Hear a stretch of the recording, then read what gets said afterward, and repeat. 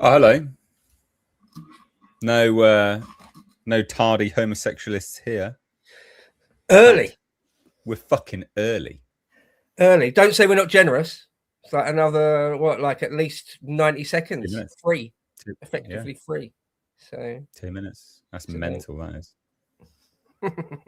pretty good. It's pretty good. Pretty damn. so How how you have you doing? You all been, Nate? How have you been? I'm right? Oh fine. yeah. I'm physically perfectly fine. How are you though? Uh, yeah. I'm all right. I'm all right. Are Good. are you?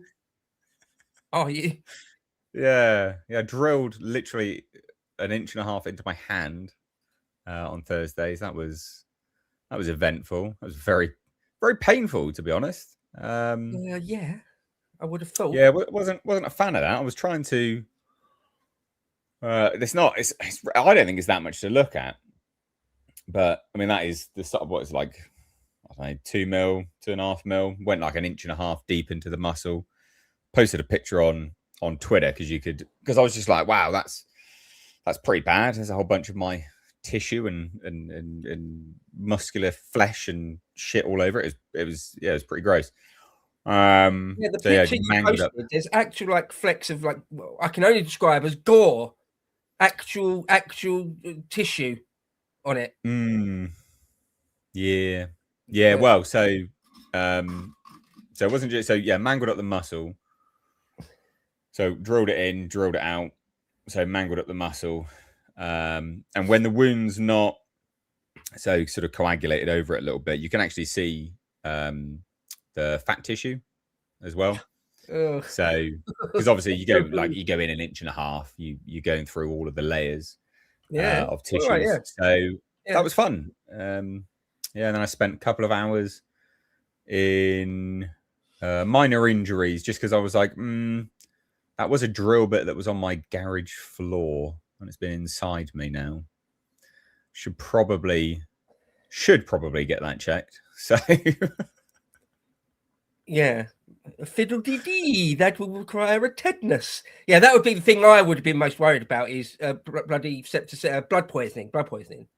Because that yeah, is that's a real problem, isn't it? So, but you're good. You're all good on that yeah, front. I'm all right. I mean, the muscle's really weak, obviously, because um it's ruptured a whole bunch of the muscle fiber bundles, obviously, like how they sort of line and how muscle fibers work. If you like mangle up some, basically like it's a chain of muscles. It's like they sort of filaments sort of slide together and bind, actin, myosin, blah blah blah blah blah. So if you mangle up some of them, you screw up your capability to kind of move around. So it's pretty weak. And actually, to be fair, it's all right until I hit it, and then fuck me, is it painful again? So just sort of around, it's okay, but yeah, it was pretty horrendous. Blood pissing out everywhere. It was gross. Mm, Wasn't that pleasant? okay. Well. I'm glad it's not way worse. You didn't damage a bone or any sort of tendon or ligament or anything. So you're No, kind of right. thankfully. I tell you what, I'm surprised that I didn't go all the way through. But if I look at the inside of my palm, that's bruised. So I think I was close to going all the way through. Well, if it's an inch and a half, you can see on that drill bit, it's at least inch and a half. That's pretty deep, really, for that bit of your hand. It must have been Yeah, close to popping all the way through. Oh, yeah, yeah. I think so. So yeah, it was pretty gross. Not my finest hour. It's one of those I was saying before we started chat. It's one of those things where you know you've done yourself a right mischief. Like if anyone's ever had any like serious injuries, it happens, and just instantly you're like, yeah, that's fucked. Like I've screwed myself here. I've done it. Whatever it is, I've done it. That's brilliant. And so that's what it was like. Cece was going all mental because I was pretty angry, like, wow, fucking what, cursing like a sailor and blood pissing out everywhere. It's fun. It was good, great. How was your weekend? yeah, no, all good. Thanks. I didn't injure myself in any way, so thank God. Yeah, no, no, all good, thanks. Yeah, fine. So we'll have to get into it. We'll do it as we say every week. We're going to do a few live segments today, which will be our Monday content, and maybe even one or two on Tuesday. Really helps us out. Apologies to anyone who's watching this now, and your Monday content will be the same thing, but it really, really, really helps us out, sets us up for the week, and makes a massive difference to us. So we appreciate that. And always, as I just said on Twitter, you can become a member and you can become a patron if you so decide. No pressure, right? You don't have to accuse us of being grifters or shillers. You don't have to do it. Of course you don't. Just if you do, that would be greatly appreciated. Okay. All right. So actually, someone has literally just become a member. Oh. Pat J. Reed. So thank you. Thanks so much. Okay. Appreciate that. Thank you. Brilliant. Yeah. Someone in the chat, I said I wanted to address it. Someone called Ben in the chat said, who would you have voted for before Restore? They also said, don't call Reform people bad names. No, I call them whatever I want. No, they've lost their minds over Restore. So they have actually lost their minds, a lot of them, and cannot stop completely obsessed with Restore and calling us names. So I'm going to call them whatever I want. So there's that. But as for the question of who was I going to vote for before Restore, well, at the last election, I did vote Reform, even though I was supposed to be the candidate for Swindon South, then got deselected because Richard Tice is a bitch. I still voted for Reform because I'm not that petty. They were still as shit and milquetoast and as containment as they are. They're still the best thing around. So I voted for them anyway. And if there was no Restore, I would have voted for them again through gritted teeth. I would have voted for them again. So that's the answer to that. But now there is a Restore. Of course, it's full bore Restore. Aim high, vote low. Millions must go from Zoomers to Boomers. Help us, Obi-Wan Kenobi. You're our only hope. Etc. Oh dear. Yeah. Yeah. I mean, at the end of the day, I think people are kind of sick. Like,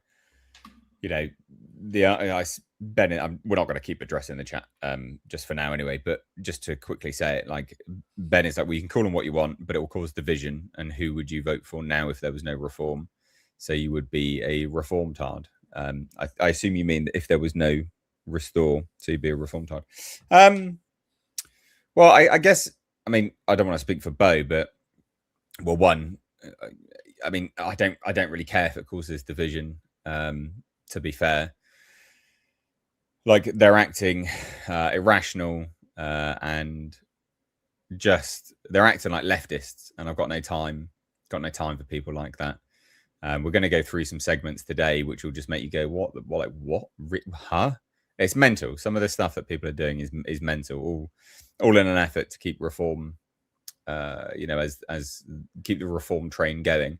And I've got no time for it, and I don't think anyone else has any time for it. We physically as a country don't have time to fuck around with this uni-party soft, limp-dicked, impotent nonsense. So yeah, it is what it is.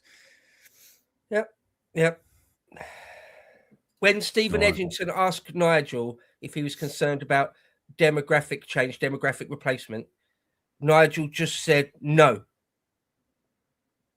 So although he's better than the Tories and Labour and Lib Dems and Greens, only marginally so, only very, very, very marginally so, in my humble opinion. Yeah. So if there's an option between a party that does care about that and one that doesn't, well, then again, there's no splitting of the vote or anything like that.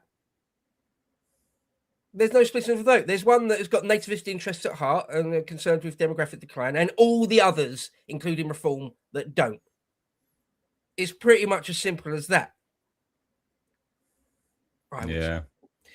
All right. Yeah. Well, so for those that don't know, like, if we'll say this every time, but anyone that's new here to these live streams, we stream every Sunday, by the way. So every Sunday at this time, 8 p.m. we'll be streaming, minus like any serious issues, like technical issues or health or whatever, or holidays, I guess. But yeah, so we stream. What we do, we're gonna go through some segments. We won't engage with the chat whilst we do that, because we're basically doing those videos that you watch during the week, but just live. And then we're going to go through the chat. We'll obviously, address super chats, but I look at both chats, so we'll be addressing the actual chat as well. So just hang in there, guys. If there's anything particularly you want to ask, then just, I guess, keep asking it as well. But just that's the kind of format anyway. And thank you to everyone who has become a patron, who has become a member. Genuinely, thank you so much. It means a lot. So yeah. Yeah. And remember to hit the like button and get the bell on as well. In fact, don't just click the like button, smash it, destroy it, annihilate it, as someone said in the chat. Just say, annihilate it. Smash the absolute living granny out of it. Please. If it's all the same to you. Okay. Should we go for one? Should we go for a take? Yeah, we're just going to do a live deportation. Someone, Uza or whatever her name is, saying that they love Pakistan. You are deported from the channel. See ya. They might be being sarcastic. I don't think they were, because they kept spamming it. Oh, okay. So I actually don't think they were. I gave them a minute. I don't think they were. Correct. And if you were, you can tweet to us. But that's a real bad thing in this country to be sarcastic about, considering most of our problems come from Pakistani inbred cunts. So probably not the thing to joke about, to be fair, seeing as they're grooming degenerates. Anyway, so but you can tweet to us if that was a mistake. But who cares? Anyway, so we're going to move on now to some of our segments. Right. Bo, we need to talk about Makerfield. Yes, right. We need to talk about Makerfield. Have you heard? It was one of their big pushes this weekend. It was one of their sort of not the final, but I guess the final push, really. Final countdown. So they were.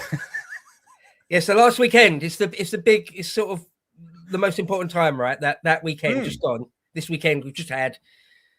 Arguably, I mean, the last 48 hours is super important, but that weekend was sort of possibly make or break, wasn't it, really? So. Yeah, and I just thought we'd have a look through some of the stuff. So first and foremost, this video is hilarious, and I love it, and I'm here for it. This is Luca, our colleague at the Lotus Eaters, and I will just watch the video. It kind of speaks for itself, really. We're now up in North Makerfield, and as you can see here from behind me, this is a very, very strong street for Reform UK. However, I will just say that we have heard murmurings, rumours about that actually there's going to be a bit of an event happening later on. Well, as you can see, a street that once had garden signs for Reform UK now has a full array of signs for Restore Britain. The gentlemen and the homeowners didn't wish to actually be on camera themselves, but it was really something to see as all of the Reform UK banners were put down and Restore Britain have gone up. They were waiting for something like Restore Britain to come along, but they were thinking of waiting for 2029. But they've decided to strike out ahead. They've been inspired by the message of Restore Britain. They've been inspired by the message of Rupert Lowe and what he's been doing in Parliament. And they've also been very inspired by the message of Rebecca Shepherd, the candidate for Restore Britain here in Makerfield as well, particularly with some of the residents of these houses having, of course, younger daughters as well, and being very concerned for the safety of their daughters, obviously with all of the horrors that we're seeing now, sort of happening on a weekly basis around the United Kingdom. And so that's something that's really struck well and obviously changed their support to restore. So that was good. Good coverage as well. I've been watching some bits and pieces of it here and there. Good coverage from Luca and Harry. So it's not just online, is it? It's not just a little bit. No, that's the whole street. Yeah, the cope that it's just an online echo chamber. It's just a few rightoids on Twitter and nothing else. I mean, the argument was kind of palpably bollocks from the beginning. But now it's completely undeniable that it's just not the case. In fact, 3 or 4 of their arguments that no one's ever heard of Rupert or Restore. I'm afraid that's just not true. It's just an online rightoid echo chamber. Nope. That it's all just, it's everyone involved in it is just bitter about Nigel. No, it's about something. It's actually about something bigger than that. There is actually a message from Restore, and it's that illegal and legal migration must be reversed. And if that means millions must go, then millions must go. It's on all the literature. He said it a couple of times now, and it's on all the literature. And that's what's resonating. Not just that everyone, the 130, 140,000 members, however many it is, I don't know, and all the other people that are sympathetic to it, that all of them are just purely motivated by revenge against Nigel. Well, no. It's that they want their country back. It's that they want a voice which says, I want my country back. I don't want to go silently into the dark and be replaced in my one and only ancestral homeland, become a hated and marginalized minority in my own homeland. So that's why it's resonating. Yeah. I couldn't have said it better myself. And the support coming out this weekend is brilliant. Bloody brilliant. Looking at like ground game just strong. An online thing, is it? Just hashtag online ground game strong. Sorry, I spoke over you. Sorry, I think there's a bit of a delay.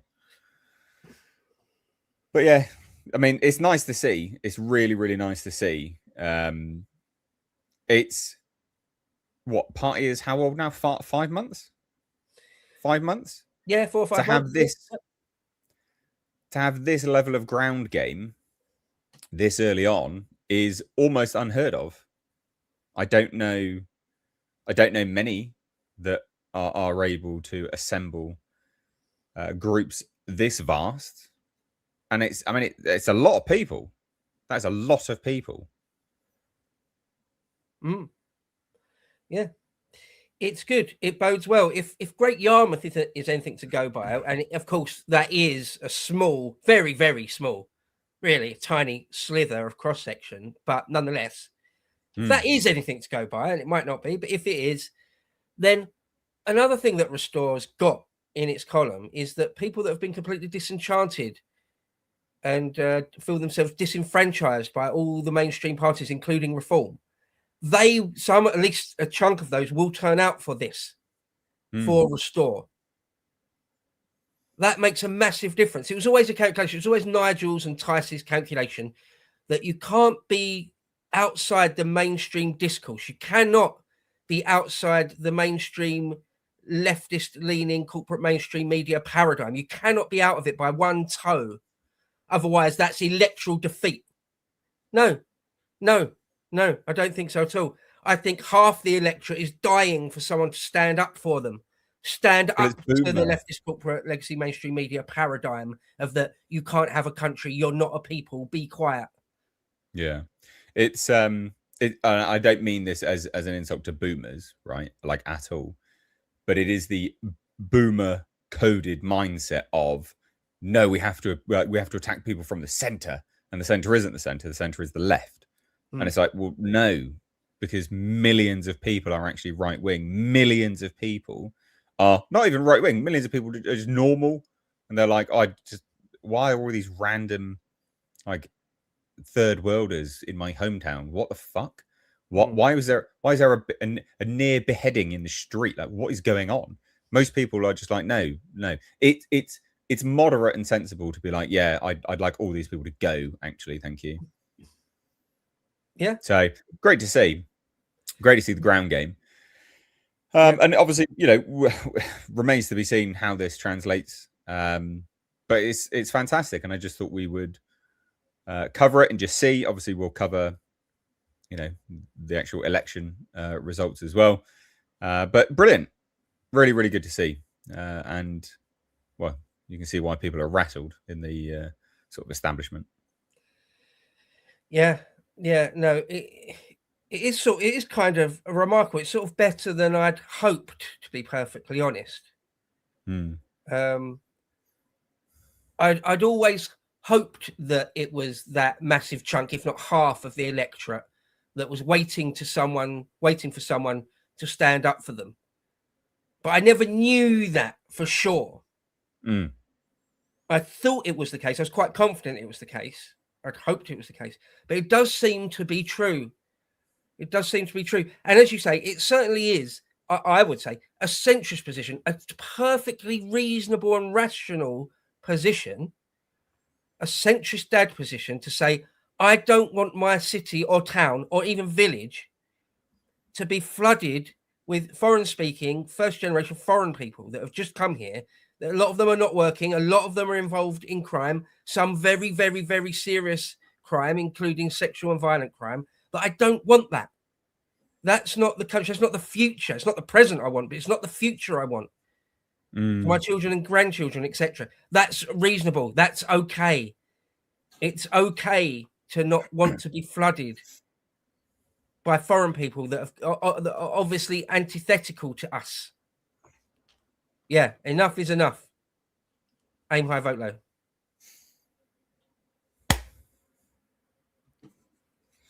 Boom. That's how segments are made, people. Boom. Did I just do a dab? Did I really? What? Did I really just do that? Did you? No, I'm going to kick you from the stream if you did that. Right. Okay, so I'm gonna go through mine. I think we had Dino Bain in the chat, did we? I don't know. Did we? Whoa, Dino, oh Dino, oh Dino. I actually don't know. I didn't see. I don't know if it was the real one. Hashtag the real Dino. I saw DP Audits. I think it was DP Audits. Chap I met at the live event. Nice guy. No, I don't know. Anyway, right. Okay. You ready? Yep. Have you heard, Bo? Neo-Nazis are supporting Restore. Oh, no. Really? So, by neo-Nazis, do they just mean like people like us, like normal people? Oh, well, they actually mean Angloid. Angloid? Yeah, mate. Yeah, genuinely. Just dirty smear merchant bastards. This was a hit piece done today. Restore activists at white supremacy summit with neo-Nazis. Evidence emerges on eve of vital by-election that vote for Rupert Lowe's divisive party is a grave mistake.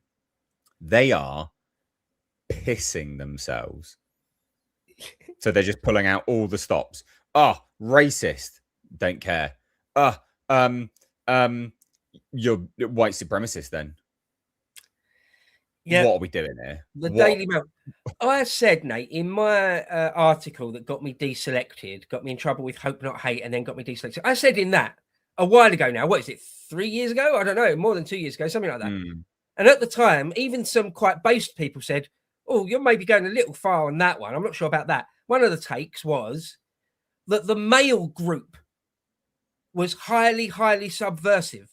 Just as bad, just as globalist, anti-Western, anti-British, anti-white slop as anything else. As much as The Guardian, effectively, pure slop, not on our side.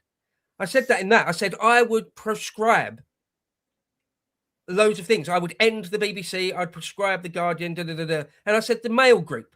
And a lot of people are like, no, the male group. No, they're based. They're all right. They're patriots. No, they're not. No, they're not.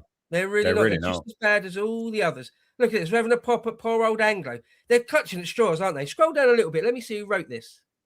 Well, we're gonna go through it all, to be honest. Okay. So basic, because I mean, this is just the piece that I wanted to talk about and the general response of it. So I'm just going to go through some of this bit by bit, right? But the take is, we're doing everything right. We're doing everything right if they're doing stuff like this. And also, shut up, man. Like, Daily Mail, what are you doing? What are you doing? Well, they've got a call, haven't they? They've got a call from their overlords or their owners. Yeah. Just saying, right, we've decided Restore is beyond the pale. They're outside of the WEF globalist regime paradigm. So they must be attacked. We're shifting from ignoring that they exist into full attack mode. Go. Get Glenn Owen on the blower. Get him to write some slop. Go. Green light. So, would I just read it verbatim? Activists campaigning for Rupert Lowe's Restore Britain Party joined neo-Nazis at a summit of white supremacists, the Mail on Sunday can reveal. This is just the Remigration Summit, which is actually quite milquetoast, to be honest. We say far worse stuff here. So, I mean, they wouldn't even have Steve. They couldn't have Steve Laws there. Steve Laws wasn't allowed to speak or anything like that. So it's pretty milquetoast, actually. I mean, it's fine. Like, it's a good event, sure, but it is pretty milquetoast. But that's what they're talking about, the Remigration Summit. Oh, sorry. You don't want Infinity Bomalians stabbing you? Can't have that, son. You're a neo-Nazi. Well, whatever. Yeah. Supporters canvassing for votes in this week's Knife Edge Makerfield by-election were among those attending the far-right event, which called for a white-only Europe. I mean, not really. It didn't call for a white-only Europe. It called for a native-only Europe. That's the key distinction. It's not white-only. It's natives-only. It's natives. And it's not what... The clue's in the name, Daisy Gray and Brown and Glenn Owen. Angloid. He's not a white supremacist. He's an English nationalist. Angloid. The clue's in the name. I don't think he's bigging up Polish and thinking Polish are equal to us. I don't think he thinks the French are equal to us either. It's like, he's not a white supremacist. He's not like, yeah, all whites are the best. No, he's an English nationalist. You probably think he's probably an English supremacist, to be fair, which everyone should be if you're English. Everyone should be if you're Irish. Everyone should be if you're French. You should be each individual country's own supremacist. You should love your country to the point that you think it's better than everything else. Obviously. Fucking hell. Anyway. So I'll just go through a bit of this. So among those campaigning for Restore in the constituency on Saturday was Callum Barker, a hardened neo-Nazi. What? Surely that's libelous, isn't it? I think so.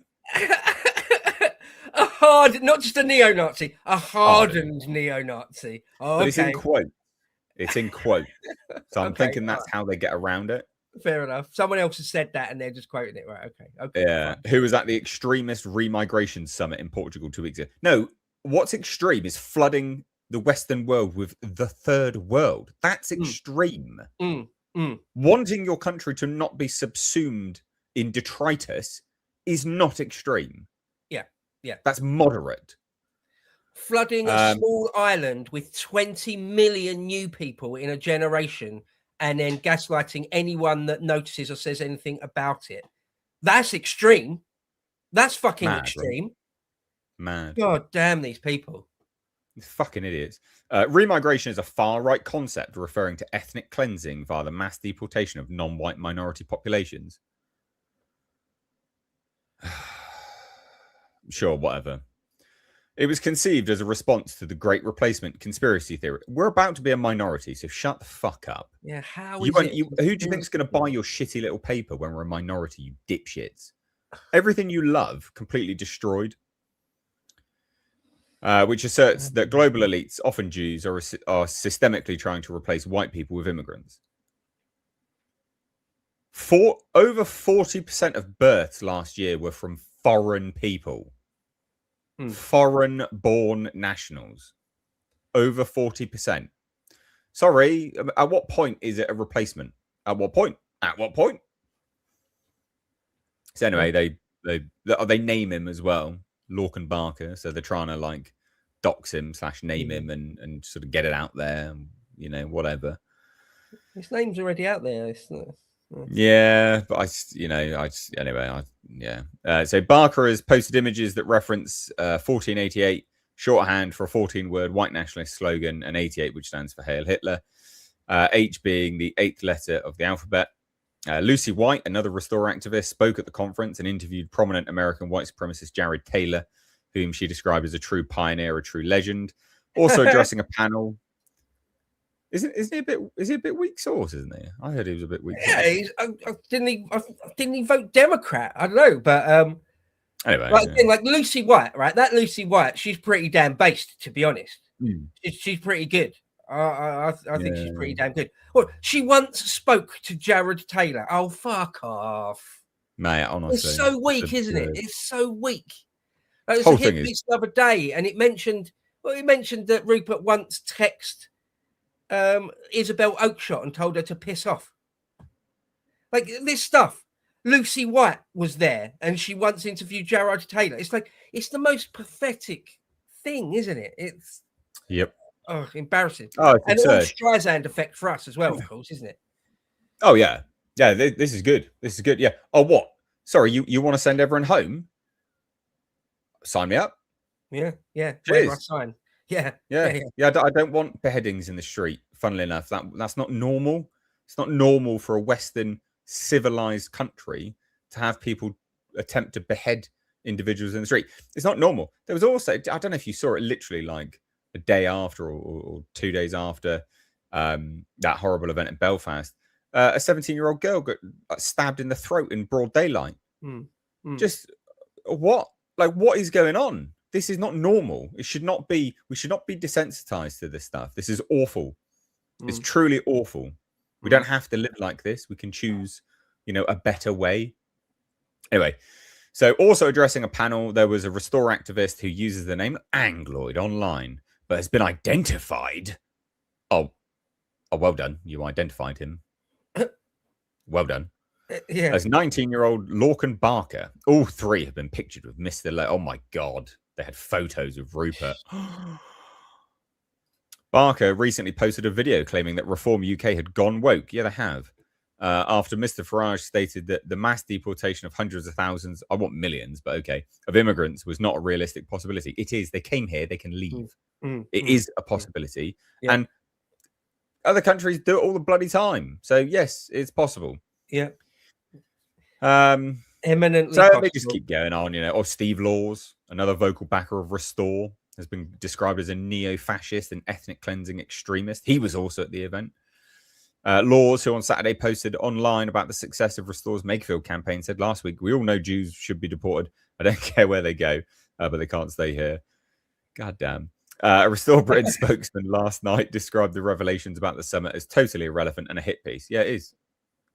I mean, how is it relevant in any way, shape, or form? They're not part of Restore in terms of like the inner core and the actual workings of the party. They're just supporters. How is this relevant in any way, shape, or form? Obviously, it's a hit piece.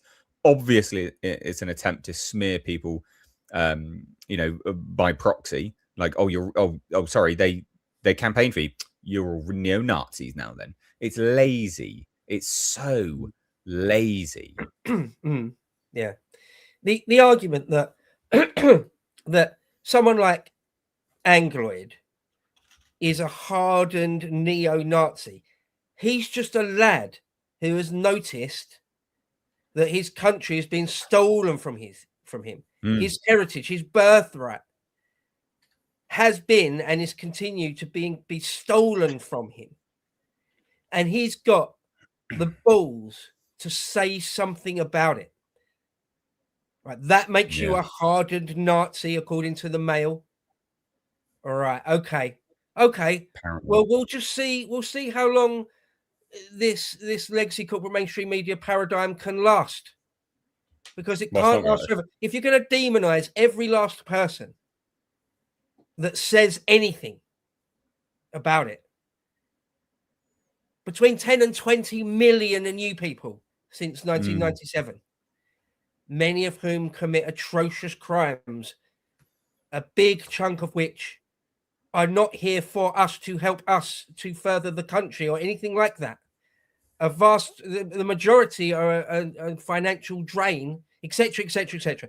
You have any problem with that, you say anything about it, you summon the guts, the balls, the chutzpah to use your real name and your real face and say something about it, and the legacy corporate mainstream media will try and end you, try and destroy you, try and character assassinate you. Well, it can't last forever because there will be millions of us. Millions. Well, so just counterpoint. If it was reform, they'd have strung Angloid out to dry. Oh yeah, in a split second. Alan Barker and Lucy White as well, and good buddy Charlie Downs, friend of the channel, posted this. It says an entire generation of young British men and women has come of age in a nation defined by mass immigration, extreme liberalism, and endless decline. We're governed by people who seem to hate us. Achievements that were once taken for granted, like owning a home, now seem distant. We are becoming a minority on our homeland. Many of us are terrified about what the future of this country looks like and what will be left for our children and grandchildren to inherit. But rather than give our concerns a fair hearing, the establishment spits on us. And for those of us who put our heads above the parapet, there is no low to which they will not stoop.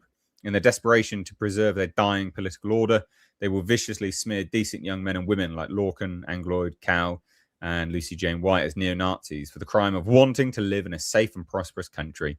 They know what doing this puts them in. They know that doing this puts them in harm's way, but they do not care. They're scum. And so I agree with everything. Yeah, but also, we've gone. Yeah, you know what? Actually, fuck you, Daily Mail. Yeah. I'm gonna post a picture of me literally standing right next to the guy you called a neo-Nazi because fuck you. That's how it should be. These people are irrelevant. They're scumbags. They are detritus. Yeah. They should be held in great contempt, sneering down their fucking nose at people that want their country to not be completely destroyed. Yeah, fuck off. Go away. And I'll tell you what, those two lads there are the future, not the two idiot shills, traitorous shills that wrote that article. These lads. Yeah. They're the future. So, okay, battle lines being drawn, metaphorical battle lines being drawn. Yeah, you're either on the side of the invaders or you're not. You're either on the side of the natives or you're not. It's quite simple. It's quite simple.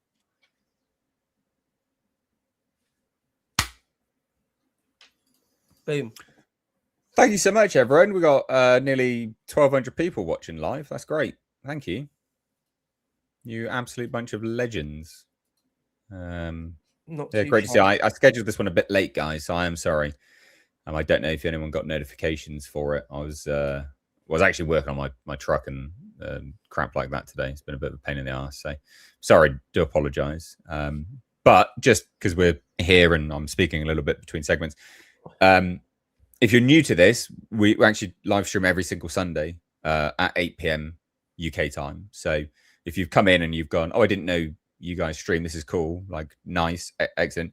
Make it part of your Sunday. You know, if you enjoy it, plenty of the other guys in the chat do. It's part of their sort of routine Sunday evening. You know, if you enjoy it, cheers. Thank you. Excellent. Sunday night TSOP. I think that's just what it'll be called. That's got the best ring to it, I think. Sunday night TSOP. Yeah, we don't have a name for it, do we? So. Well, that I'm calling it that. That's what I'm going to tweet every Sunday. Sunday night TSOP. All right. TSOP live, Sunday night TSOP. All right, fine. We've got a new member of the channel as well. So thank you. Young Elm has become a member. Joined Bose Brow. So that's cool. I think I can't remember what we got. We got Bose Brow, Nate's Notices, and I think we're just Legends, I think was one of them. I think there's only 3. And that's following on from last Sunday. We did a poll. People wanted us to open memberships up. Anyway, right. Sorry. Let's keep going. Let's keep this train going because I've got another one. Okay, right. Let me just find one more. I did notice someone in the chat said they like Breakfast with Bo. So one of the glorious bands, The Chosen Few, my band of brothers and sisters, right here on Sunday night, getting your Sunday night fix of the Bow Brow. Excellent. Right. Okay. Thank you to all. Bo, have you seen? Have you heard? We've got some new details on this social media ban. Oh, the under 16s, stroke under 18s. Okay. Well, yeah. So we don't. We've been reporting on this for quite a while, doing videos reporting on this like we're like news reporters. Fucking hell. We've been chit-chatting about this for some time. Yeah. And it's every single time we discuss it, there's mission creep, like a new thing's sort of crept in and added. It doesn't look like they have bumped it up to under 18s yet, but I wouldn't put it past them because they were discussing that anyway. They were. But just this as a headline: face scans to enforce social media ban on under 16s. Yeah, and it's quite mental the lengths that they're going to go to with all of this. Looking through some of the information, it's quite insane. But I do want to just add, so we've got a list of things which are going to be banned, right? Social media websites that are banned. And under 16s in the UK will be banned from the following 10 social media apps: TikTok, YouTube, Snapchat, Instagram, X, Reddit, Facebook, Twitch, Kick, Threads, but not Blue Sky. Oh, I got it. Right. Which is actually mental. And the people there are really quite aggressive mentalists. Because it's just this weird echo chamber of left-wing hate. Like, it's truly an awful place to go. When Charlie Kirk died, they're all laughing and joking and making awful, like, it's a horrendous place. It's an awful app. Okay. But that's not going to be banned, mate. But this is classic, though, isn't it? Because this is the problem with government censorship, is that it will inevitably be politicized. I mean, that's stating the obvious. There's actually no way to avoid that. But I mean, party politicized, where it will almost certainly be they get to choose what is and isn't banned, what is or isn't beyond the pale. That there's no reasonable analysis or anything like that. That they'll just use the grieving families of some kid that accidentally killed themselves because of some sort of TikTok silly game. I don't even know, but they'll use that. They'll exploit that.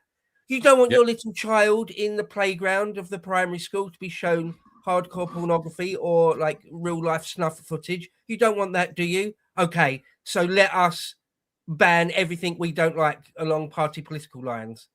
Oh, okay. All right, that's how that worked, did it? Not even trying to hide it. Not even trying to hide it. Oh, these scumbags. No. Yeah, I mean, look, this obviously isn't just for kids. I mean, there's so much wrong with this. You want to give 16-year-olds the right to vote, but you're going to be banning social media for under 16-year-olds. It's mental. They're making adults culpable for their children going online as well. Like, it's mental. It's actually mental. So we'll just go through some of this. So under 16s are to be banned from most major social media platforms, which we've just done the list on, with face scans used to police the age rules. So Queer Stalin will on Monday announce proposals to block children from the sites, including TikTok and Snapchat, by raising the age limit for access to 16. The crackdown, which the Prime Minister has described as a game changer, has been rushed through. Oh, brilliant. Yeah, things being rushed through. Definitely don't ever go tits up. Before the Makerfield by-election takes place on Thursday. And that's because he wants it as his legacy, which is stupid, because that implicit in that outlook, in that sort of statement, in that desire, is the fact that Queer Stalin actually doesn't have conviction on anything. He doesn't have convictions on anything, that he's almost out the door and he's like, oh, I've got to just do this. This will be my legacy. But this wasn't something you actually wanted, Keir, mate. Like, this is just because you're an NPC. You don't have anything. You don't have a belief system. You're just like, this, we'll just do this then, I guess. It's like, yeah, bizarre, really bizarre. I don't think Churchill was like, I must do this. This will be my leg. No. Good prime ministers, good people, right? Subjective, but who cares? Wherever you sit on the aisle of any prime minister, their legacy is who they are. Keir Starmer's legacy will go down as the most hated, vile piece of shit that has ever had that office. That's his legacy. Yeah. Like it or lump it, he will be hated. Yeah. I think I said on the breakfast show the other day, I'll say it again here. I think it's interesting that one of the things I think he might go down in history for, his legacy, beyond being the most reviled, most hated, most unpopular prime minister of all time, is that he was able to survive on the precipice of collapse for so long. Usually prime ministers can't just cling on by their fingernails for months and months on end. It's actually quite a remarkable feat that he's able to do that. And a couple other points about this is someone in the chat said, and you've made the point before, a very good one, that this is actually a slippery slope towards doing away, abolishing all anonymity on the internet as well. Well, we're going to get to that. Oh, okay. Because it is that. So the government will propose that the new restrictions should be enforced through highly effective age assurance systems, including facial age estimation using digital cameras. Facial age estimation adopts a similar precautionary approach to the Challenge 25 rule for alcohol sales, which requires customers to prove their age if they look under 25.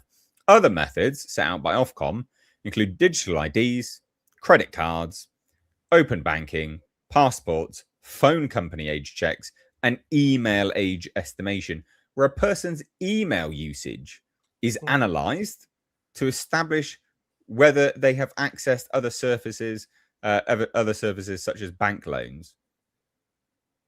Well, brilliant. Do you know what I'd say? You go, oh, but I haven't given you access to my emails. It's all right. Palantir's done it all already. Don't worry about it. You don't need to grant us access to anything. We've got Palantir, so we know everything already, and I've already seen everything. So, dystopian, isn't it? Yeah, dystopian. So, yeah, it is. Yeah, of course it is. And this is just to crack down on other. It's not for the kids. They don't care about the kids. Yeah, if they did, they'd stop important people that are raping and murdering them. So. Yeah. I mean, it's just obviously it's not for children. It's for us. It's for dissidents. It's for people that go against the grain. It's for right wingers because we're gaining popularity more and more. It's to clamp down on information being shared. Right. That's the other thing that they implemented is like, the Online Safety Act. We're going to implement new powers, which means we can remove things in crisis moments. It's like, okay, so you can take down videos of attempted beheadings, right? That's all it is. That's all it is. Brilliant. So if people don't see it online, it doesn't happen in their eyes. It's not the fact that it happened. That's not the problem. It's that people have seen it and shared it, and that's what all of this is catered around. Yeah, this is all around that as well. That's the primary part of that, and also it's to just indoctrinate more and more children. That's all it is. Oh yeah. Yeah, it's pretty evil, to be perfectly honest. It's pretty evil. The whole thing is an exercise in control, as nearly everything governments do. Nearly everything governments do is an exercise in control. Their attempt to control everyone. So obviously this is the case. And as soon as it's rolled out for under 16s, it will then be, well, they've already made noises. Oh, actually, we're going to put it up to under 18s, and then inevitably this is for everyone of all ages. Right. Brilliant. Of course it will be. Resist. That's all I can say. Resist the encroaching hand of the authoritarian. I actually hurt my hand. I shouldn't have done it. Shit. We need a clacker, like an actual movie clacker thing. Yeah, I actually have one. Really? I do actually have one.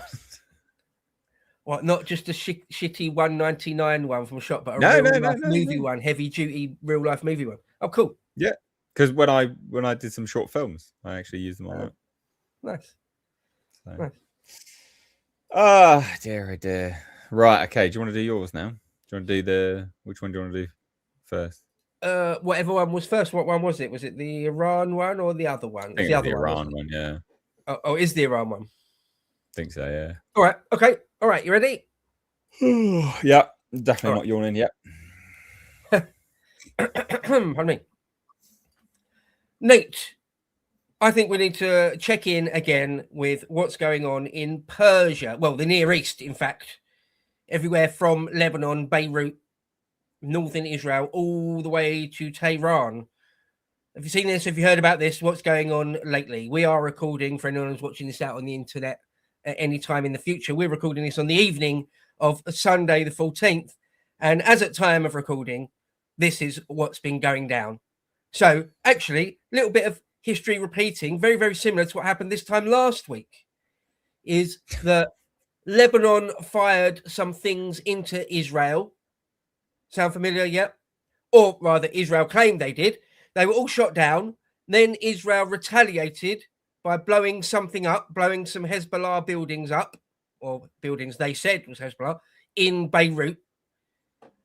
And then Iran getting angry and firing, and Israel getting angry and firing back, and Trump saying, everyone calm down and stop firing. Brilliant. It's not quite on the scale as it was last weekend, but nonetheless, basically the same thing playing out. Well, here's a headline. It says, frustrated Trump. Oh, it's also Trump's birthday, isn't it? Did you know that? It's his 80th I birthday. didn't know that. Yeah, he turned 80. Was it today or yesterday? Anyway, Yeah. the big 80. All right, the headline says, frustrated Trump says attack on Beirut, quote, should not have happened, as he warns Israel and Hezbollah not to blow it after Netanyahu launches strikes on eve of a deal again. Bit of a mouthful, but so Trump is still saying that he's very, very close to a deal, perhaps even hours away from a deal, or a couple of days, given a day or two. Meanwhile, one important voice from Iran said, yeah, maybe we're close to a deal, maybe, but we're still not talking about the nuclear material. And another voice out of Iran, important voice, said, no, we're nowhere close to a deal. There's no point negotiating with the US. So when Trump talks about a deal, again, I ask, I'm sorry, what deal? What are you talking about? In fact, scroll down. We've got his Truth Social there. Scroll down. I'll just read that because take it straight from the horse's mouth. This morning as well, Sunday, this morning's attack on Beirut should not have happened. Israel's attack on Beirut, he's saying, should not have happened, particularly on a special day. He'd hoped today would have been a special, like, deal day or something. On a special day when we are so close to a peace deal with Iran. Are you? Israel has the right to demand, to defend itself against threats, but the attack it was responding to was very small and meaningless. Nobody was hurt, injured, or killed, and should not disrupt this important process. What process? What, the one-sided process you keep talking about, mate? We are very close to a deal, are you? Which will bring peace to the region, including to Lebanon, and all sides should stand down. At least Hezbollah isn't listening to you, Donald, and nor really is Netanyahu. There should be no more attacks by Israel anywhere in Lebanon, but there should also be no more attacks by any other party, including Hezbollah, against Israel. I mean, you can keep saying that, Donald, but you don't control what Hezbollah do you? I'm afraid. I mean, I kind of wish he did. I wish Trump, whoever's the president, I wish he could just say, right, everyone stop firing for a minute. And they do. I wish that were the case. I'm not a hawk. In and of myself, like, my natural state, my inclination is not hawkish. But Trump or the State Department just saying, naughty Hezbollah, you must stop. Well, that's not realistic, is it? And anyway, the Truth Social finishes by saying, this could be the beginning of a long and beautiful peace. Let's not blow it. Thank you for your attention to this matter, President Donald J. Trump. I mean, it's just not realistic at this point, is it now? I don't think. Iran and Hezbollah are not particularly interested in doing what the White House or the State Department asks them to do. I think that is clear, isn't it? But also, like, mate, with allies like this, who needs enemies? Like, yeah, right. What are you doing? Yeah. No, Do you know yeah, what I think? Maybe you're like geopolitical, strategic allies a little bit here. Like rethink that. I mean, come on. Like what? What's a shit show? The whole thing is a complete shit show. It's difficult. It's difficult to look at this and be like, "Oh, this is going great." I don't understand how anyone now that is like MAGA, and I don't want to speak for you. So, like, if you're watching, like, let me know down below. Genuinely, like, do you like this? Do you like this? Is this good? Do you think this is good? I'm genuinely curious. I want to know what the MAGA side thinks about this, because it's a shit show from where I'm sat. Yeah, it does seem to be mismanaged, doesn't it? Usually what you get from the MAGA crew at the moment, or so I've noticed, is that any criticism of Trump, even if it comes from a place of hoping him the best, wishing him the best and hoping he can make the whole world peaceful, that any criticism of him is just Trump derangement syndrome or something. I don't know. Don't care anymore. But yeah, I say Iran and Hezbollah simply won't do what Trump and the State Department wants. Neither does Israel, really. I mean, someone in the chat just said Israel were found to be spying on the US. Yeah, we did a whole video here on the state of politics, didn't we? State of politics. We did a whole video on that, didn't we? Just a few days ago. Yeah. So basically, all parties only vaguely do what Trump asks when they decide it's in their interest to. That's about as best as you get. As soon as anything happens and they feel like they want to start firing ordnance off, they will. So, okay, welcome to the Middle East. Yeah. Welcome to the way it's always been.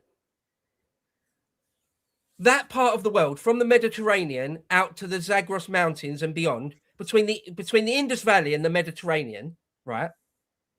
That part of the world has been at war on and off since the dawn of human civilization. It's not unsurprising that the deserts of Mesopotamia and Persia are where there is conflict, because quite literally, that's the way it's always been. And I'm talking about going back to ancient Assyria. So good luck. If Trump can make a deal and end the perma war in that part of the world that has never ended since the dawn of human civilizations, I hope he does. Good luck to him. I don't see it happening. I don't really see it happening, especially as Iran still, at this point in the game, is saying the nuclear stuff isn't on the table. Any sort of deal that Trump is talking about imminently in the next few days or hours, that's only a deal to have open the Straits of Hormuz and stop firing so that they can give themselves more time to keep talking about the nuclear dust. It's not Iran saying, okay, we'll give it up. The IAEA can come in whenever they want, wherever they want, and do everything they want. And we'll never, ever build any more centrifuges or anything. No, it's not that. So, okay, the whole thing's a shit show and something of an impasse, I would say.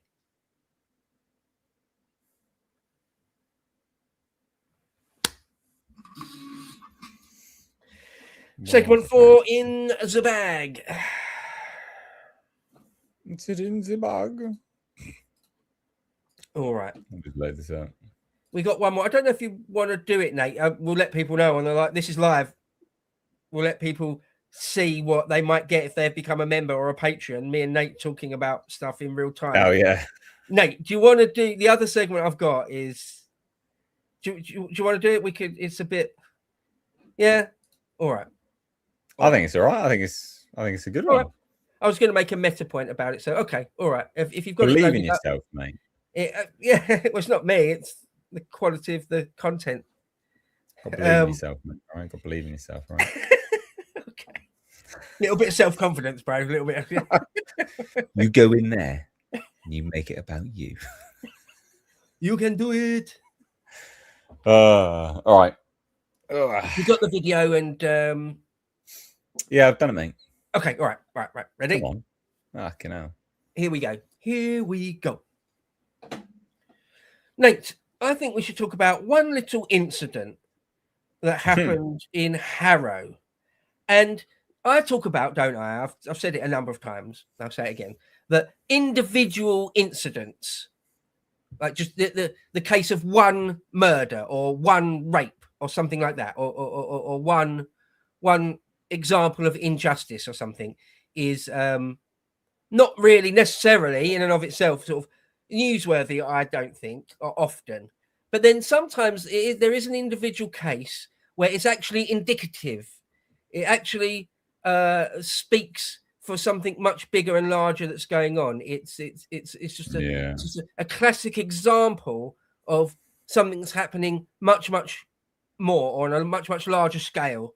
And this one incident, it can just serve as an example of this type of thing going on. So, okay, there was this incident. Well, should we just watch the video? There's a little video. It's like a 1 minute long video, and this for anyone who might not realize, this is in England, southern England. So let's just watch this. Thing I was gonna do. Oh, what were you gonna do then? I don't need to tell you what I was gonna do. This guy, fam, is coming my noise off. What do you mean? Don't butt in my business. Listen, you know what you're doing, Ak. You know what you're doing. Don't call me Ak, fam. You know what you're doing. You're trying to mess with our money. I'm not messing with your money. I'm gonna show you something right now. Come to the alleyway right now. We're gonna show you what time it is. We're gonna show you what time it is, bro. We're gonna make sure you can't work no more and earn no money because you're trying to butt in with our money. And bro, do you know what I do to people like that? Come here now. Come, let's go. Why would I come there? Why would I come there? Brother, don't come in the business. I swear, when I'm not in uniform, I'm gonna knock you out and whip your teeth out. You know that. If I give you one punch, I'll knock all your teeth out. We've got people. I don't know why you're getting aggressive. Bro, come across the road now because you're trying to mess with our money, bro. Okay, little bit of context for that. We don't know exactly what led up to that person beginning to film on his phone. Okay, and for anyone who's not British, might not know that those two guys you saw there in the purple, they're sort of community enforcement officers. So not the police, but they are there to sort of supposed to help and support the community. Well, their primary job is to make money for the council by delivering fines for people that drop stuff by accident or just normal things like that. Really, they're just another extension of the authoritarian state, needlessly nannying absolutely everything. Yeah, and trying to profit it's outsourced. They're council workers, right? They're council workers, and it's sort of outsourced to another company. I mean, this is what it's called, Kingdom Services Group, that are contracted by Harrow Council. Right, and they're supposed to, and this is a quote: local authority support, committed to helping local authorities create safer, cleaner, and more welcoming communities. Our expert team of these two clowns, our expert team offers tailored environmental enforcement and community safety solutions and strategies that combat environmental crime, reduce antisocial behavior, and improve community life for our residents. Right? That's what those two gentlemen in purple are supposed to be doing. That's their role. Right? There's a little bit more actually to that video. That was like a 38 seconds. There's a little bit more. So we'll just play it from here. If I give you one punch, I'll knock all your teeth out. We've got people. I don't know why you're getting aggressive. Bro, come across the road now because you're trying to mess with our money, bro. I'm not trying to mess with I'm your going to show money. you what time it is. Come now. Nah, do your thing, man. If I call a police officer for you, he'll fuck you up, you know. Why would a police officer fuck me up? Because we work with them and you didn't know that, did you? So I come did know across the that, road though. now because I'm going to show you what time it is. Alright, Come cool. across the road. So can I I'm ask you a telling question then? Bro, I ain't having no one disrupt my job, you know. Do I come and disrupt your money when you're painting and fucking decorating? You waste money. Alright, cool. Okay, let me ask you I'll come and throw you through the fucking walls, brother, and put paint all over you, bro. Sorry, I just wanted to clarify the fact that he's trying to suggest that he knows the police and they will fuck people up for him. That is important as well. And you might have noticed they've got to wear little cameras there. Which they turn them off. They turn them off. Right. Now, in and of itself, in an island that's awash with crime and injustices, why is this any sort of big deal? Why would a channel like this, highlight this particularly for any reason? No one was hurt. They didn't take him to an alley and beat him up, right? But because this is indicative, this type of thing is where our future lies if we're not careful. That people like this, that absolutely abuse their authority, the tiny amount of authority they've been given, that's supposed to be largely for sort of keeping the streets clean and like helping the police sometimes, being there to sort of call the police quickly if something should go wrong. That no, it's given into the hands of, let's be honest, foreign people that are retarded and violent and insane and just there to intimidate you. Right? Because we've said many times, haven't we? Haven't I? That the problem, the worry of a sectarian future is that we become not merely a minority in our own ancestral homeland, but a hated and marginalized one. Yeah. In fact, we're already hated and marginalized by these people. That they'll decide you've messed with their money. They will just decide that you've done something wrong. And that could be something as little as being white. Right? That could be something as simple as being a part of an out group as far as they're concerned. Now you're messing with their money. You're in the wrong turf. This is their town. This is their part of town. What are you even doing here, bruv? Well, small win. They were fired. They were both fired. Yep. There was a statement from London Borough of Harrow. We are aware of a video circulating in relation to the conduct of 2 enforcement officers. Swift action was taken as soon as the incident and complaint were raised to us and Kingdom in May, and the individuals involved no longer work for Kingdom. We take any instance of officers deliberately turning off body-worn cameras extremely seriously. Threats of violence towards members of the public are wholly unacceptable and will not be tolerated. Bit weak, to be fair. Yeah, I personally quite like my reply to it, to be honest, my little question.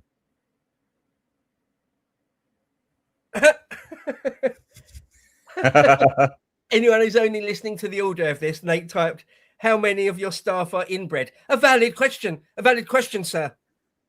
Perfectly valid. Yeah. Because they fucking were inbred. Sorry, Nate, go ahead. Sorry. Just because they were inbred, obviously. Well, yeah, at a glance, yeah. That this is where we're heading. This is where we're heading. Where the very nature of the fabric of our society is ripped apart by people that don't care about it. They don't care about being reasonable and just.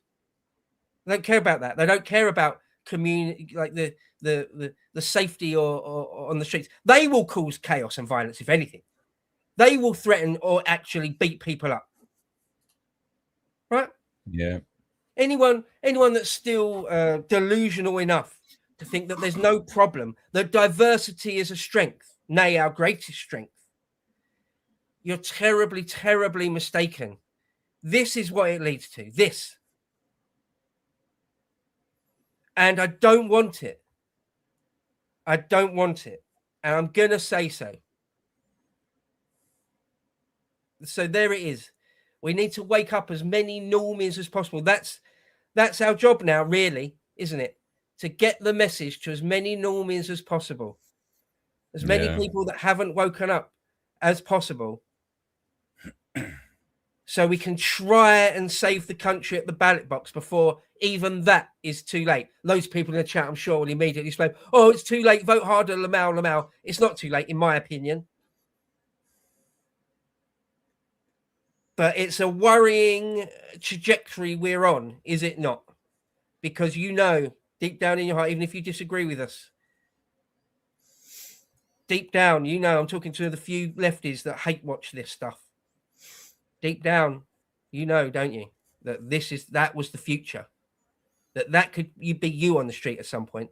You've effectively done nothing wrong, and two clowns like that come up to you, start threatening to knock your teeth out for nothing, for existing, for being in the wrong part of their town. Okay.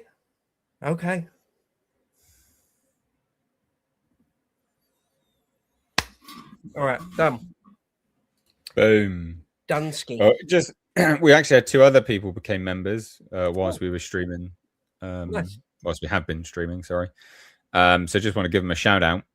We've got Craig Orm. I think Craig Orm has become a member of Bow's Brow, so thank you. And Mr. Dicky Bingo. Hey, super fan. Wait. Has become a member of Nate's Notices. So just thought I'd say thank you to everyone. Thank you so much who's become a member. Do appreciate that. So we're gonna go through the chat now, basically all the super chats, and I'll keep looking at the actual chat as well. So yeah, we'll sort of just get through it all. I also just want to quickly throw this. This isn't a segment or anything, but I do want to just show this because I just caught it whilst I was searching for that Harrow business on Twitter. Your old mate Leilani. Oh yeah. Dowding. Yeah. Oh yeah. No, you're not going to like it. Oh.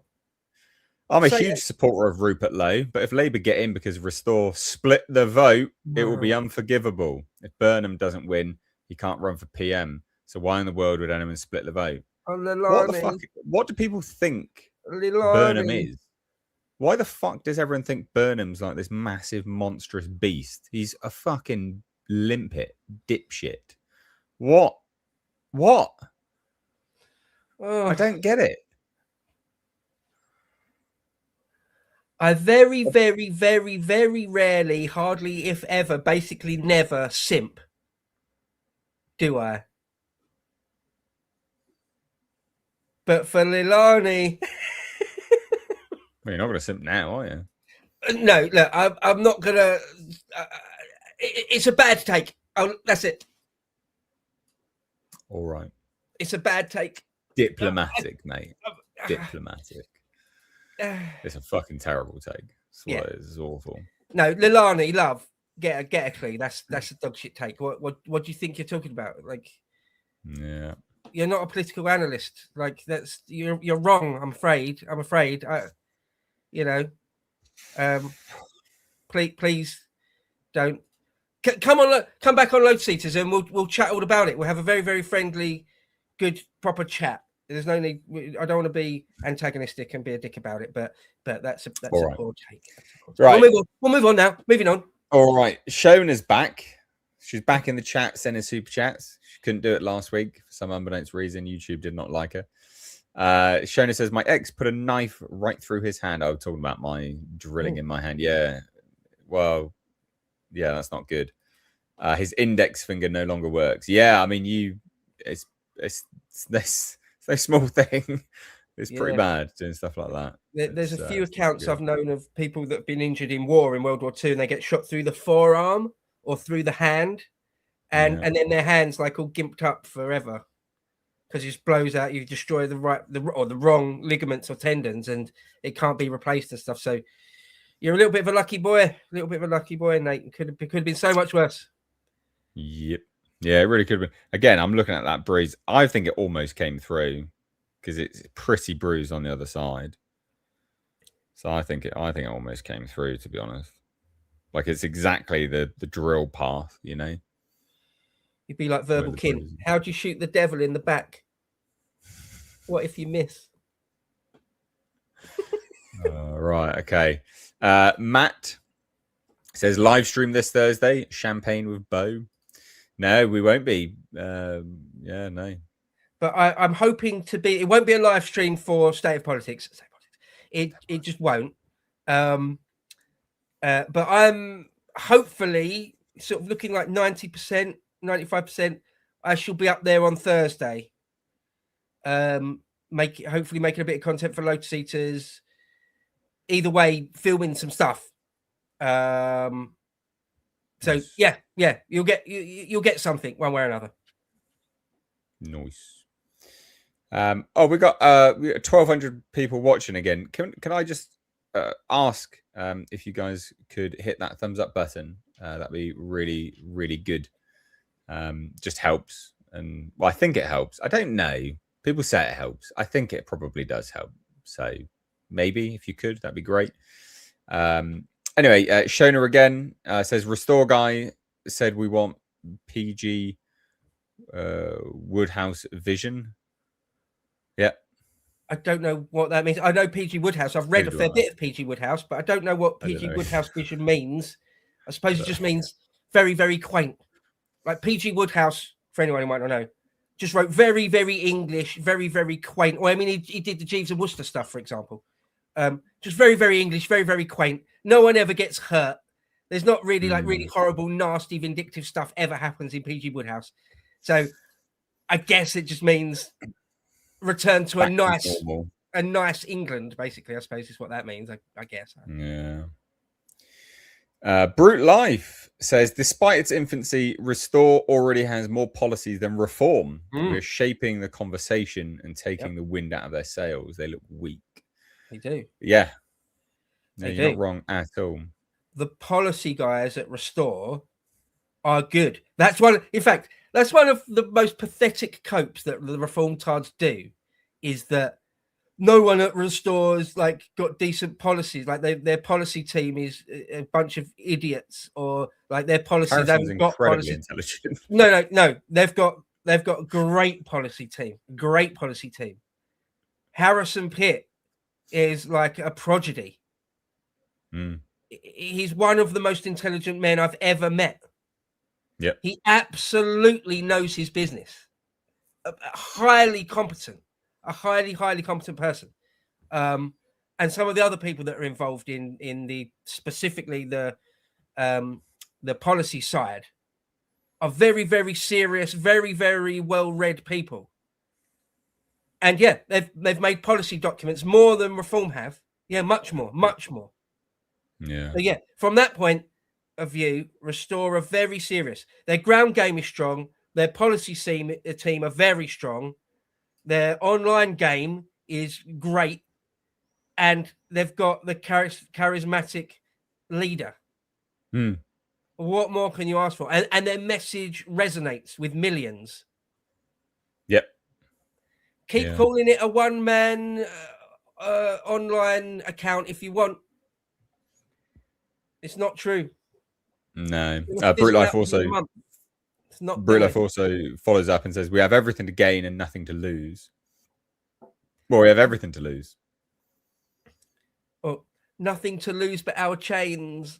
But I think that is important, right? We actually have everything to lose, like the entire country. And I think that's one of the driving factors that motivates people to drive hundreds of miles to go, pound the streets for a party that they believe in, because it's the future. It's the future of their people that they're campaigning for. It's super important. $7 says a tenner for every PK spammer banned. I bet on Restore to win Makerfield could turn 20 into 420. I feel it, fellas. Let's go.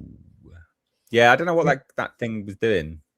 I think they were actually just like trolling, being a bumhole. Don't think they were supporting. Even if Restore come third and significantly trounce the Tories, the Greens, and the Lib Dems, which looks like at bare minimum is going to happen, that's a solid result. Solid. If they come second, it's amazing. And if they win, and I wouldn't rule it out, I actually really wouldn't rule it out. If they win, then that's a remarkable once in a generation or more result. In fact, unprecedented for a party so new. Yeah. And the absolute minimum we're looking at, i.e. coming third, will be solid. That's a solid result. Yeah, it took Reform years to get to that percentage, that sort of percentage rating. So, yeah. Shona says Reform's crew will see jail when Rupert gets in. Yeah, some of them will, yeah. Robert Jenrick, sort of Braverman, yeah. Yeah. Braverman, Jenrick, at least. Yeah. That Nadine Dorries should probably face prosecution for that online Zawahiri. nonsense bill. At least deport Zawahiri back to Iraq. Hmm. And we don't want to break up any families as well. So his whole family can go with him and all. No, send them all back. Legendary base Zuma says, I was reliably told it was 1,200 people there yesterday. Wow. Bloody hell. Believable. Absolutely plausible and believable. Yeah. Very nice. Did old Ben Habib and no, he didn't.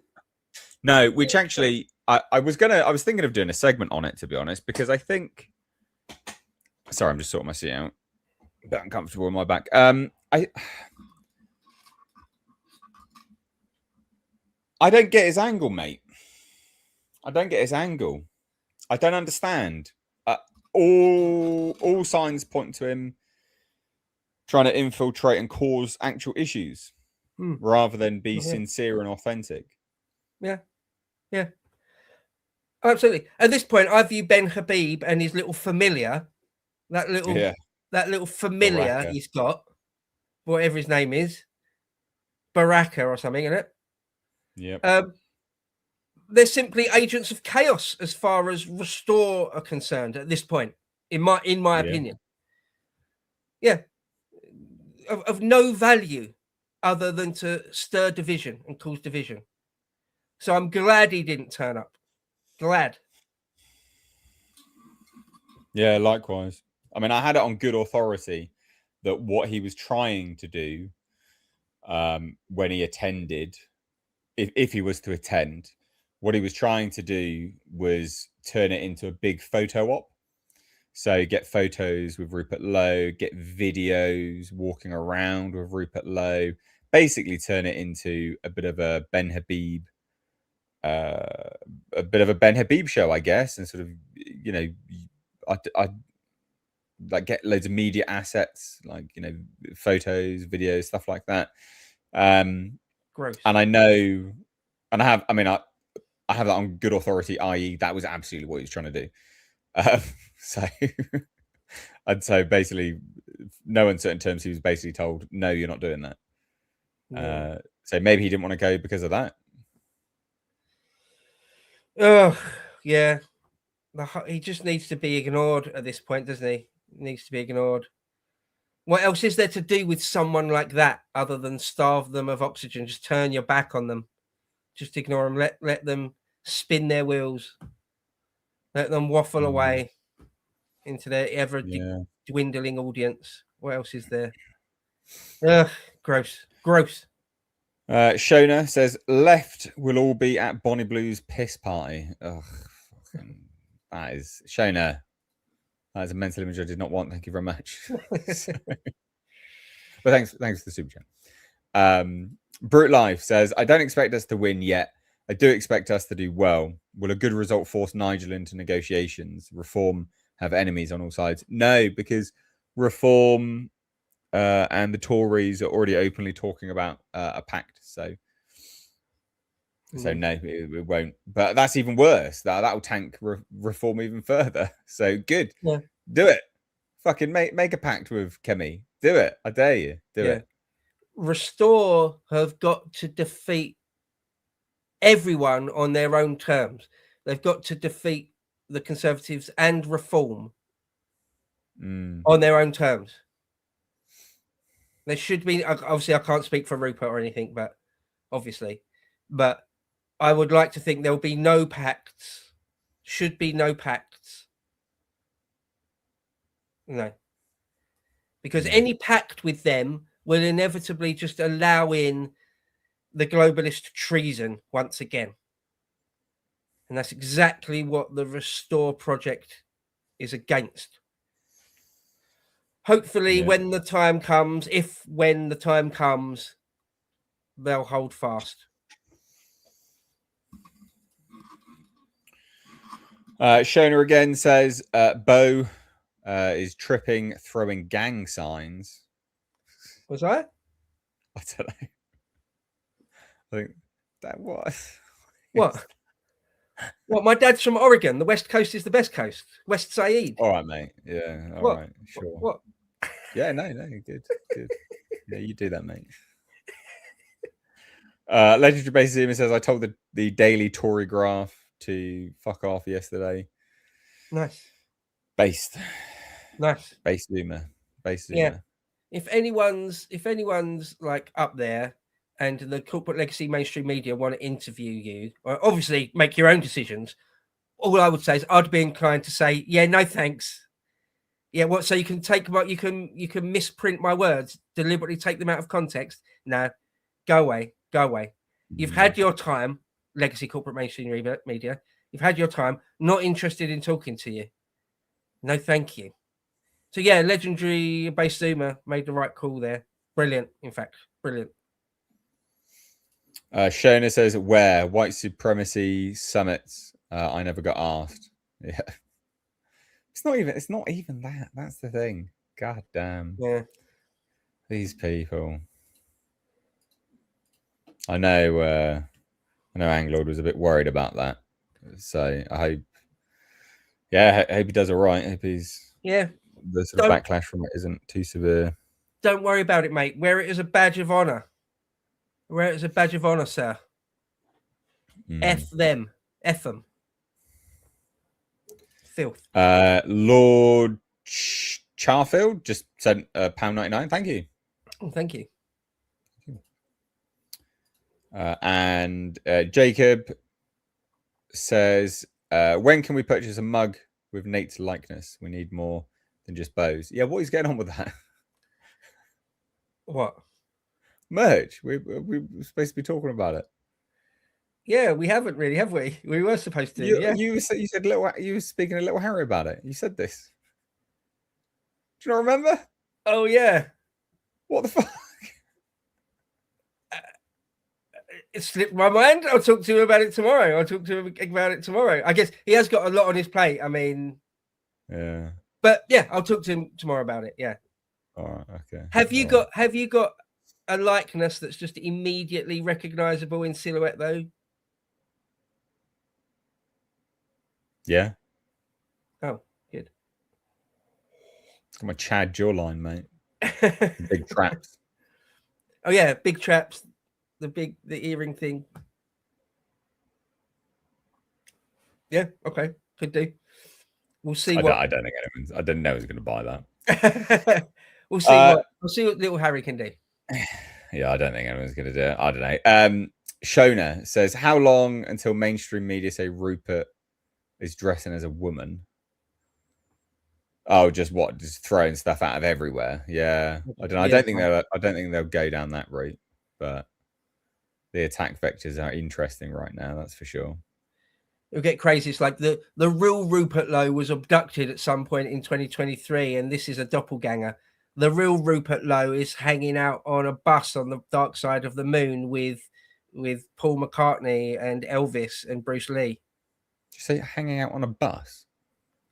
Yeah, don't you remember there was a famous, was it the Star or maybe it was the Sun? They said they'd found a double-decker bus on the moon. No, I don't remember that. What? Yeah. It's just an example. I mean, it's years ago. It's like must have been the 1990s. But it's just an example of sometimes the tabloids are absolutely insane. They say like Bruce Lee and Elvis and Hitler are actually still alive and they hang out together. Stuff like that. Brilliant. Oh, so in the chat says Sunday Sport. It was a Sunday Sport headline. Yeah, there you go. For fuck's sake. That's insane. Right. Tricker says YouTube's T's and C's hold you back by what percentage? Oh yeah. A fair bit, to be honest. Yeah, I mean, fair bit. We do have to tailor things because we don't want to get yeeted because like we're no good to anyone if the channel doesn't exist at all, right? So this is what I say to people because we get some people going, why are you controlling that? Why aren't you just going full saying all of this? It's like you make a channel, see how long it lasts. Like it's good to get a message out there regardless. Better than a somewhat diluted message is better than no message, obviously. You know. Yeah. I would be significantly. You would probably perceive me to be significantly more based if I could just say whatever I wanted, and knowing that the channel wouldn't get deleted and I wouldn't get a knock on the door from the police in the UK. But I would. But I would. So there's only a certain ceiling we can go up to. I'm afraid it is annoying when people say that, when Fed posters say, why aren't you saying this? Why aren't you going on and on about this and that? Why don't you say this? And it's like, well, yeah, you do that with your real name and your real face. And then you can enjoy being banged up for it. Yeah. Yeah. Got to make calculations on it every now and then, unfortunately. Our Ranger says Alex Phillips crashed out on Talk today. Oh, I love an Alex Phillips crash out video. We're gonna have, mate. Gonna have to find whatever clip it is. I like they're good videos. They're such slop, but I love them. They're fun. They're fun slop. If Ranger there said she crashed out again today, I saw one only like 2 days ago or 3 days ago, where she was flailing around, physically flailing around, shouting. Mate. So if she's done it again, is that like her thing? That's her niche she's carving out for herself, perhaps.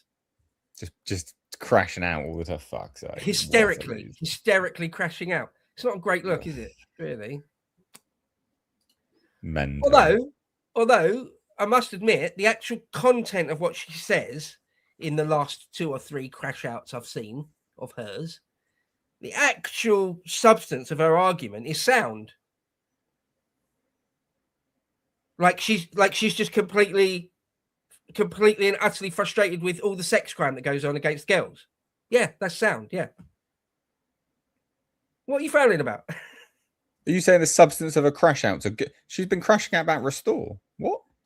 Well, no, the last 2 or 3 I saw were all about sex crime against girls. I think the super chat is about her crashing out about Restore, though. To be fair. Oh, okay. Because that's what we normally cover. I have seen at least 1, if not 2, of her crash outs against Restore, and they're pathetic. They're pathetic and risible. Yeah. we cover them here because it's good comical contents. Right, Shona. Oh, sorry. What? I was just saying we've got at least another 2 Alex Phillips crash outs to cover. So there you go. I love it. Shona says Scotland, not SNP, are Restore. Huh? I don't understand that. Do you understand that? Sorry. All right. Thanks, Shona. I mean, the broad sentiment that SNP are crap is good. I agree with that. Yes. Yeah. I think, that's probably what you meant. Craig says, as someone born in 2002, it's so weird to me that people have been born in 2002. It's so weird. I mean, no disrespect to you, Craig. Obviously, it just makes me feel really old. Old, yeah. It was like I already had a mortgage and been smoking for 10 years and whatever at that point. I'm like, oh, I'm so old. Oh no, oh no. Anyway, so he says, all through my life, I've been told how good the country used to be. Weirdly, I would like that too. Yeah, man. Yeah, unfortunately, you missed out on that. We can get it back. Yep, nothing's over. Nothing is over. We've only just begun. Yeah. The lion is only beginning to stir. Shona says, next mission creep, Mad Ed going no electricity. Yeah, probably. Guy's a fucking retard. Yeah. Yeah, you're not allowed electricity anymore, bigot. You might use it to watch online hate. You can't have electricity anymore. You might download a PDF of Mein Kampf. Can't have that. Young Elm says, censorship can never beat the speed of the market. Yeah, true. I mean, things will change, but I mean, it's the intention behind it, right? Locking down things, the authoritarian sort of control, all this kind of crap. Like yeah, it's the intention, it's the thought, it's the mindset behind it that's worrying. Things can be circumvented. We shouldn't have to. Right. That's the point. Yeah. But in our digital age, there will be, I'm sure, ways around. Well, I'm not sure, but I would have thought ways around it, aren't there? There always seems to be ways around these things, don't there? Yeah.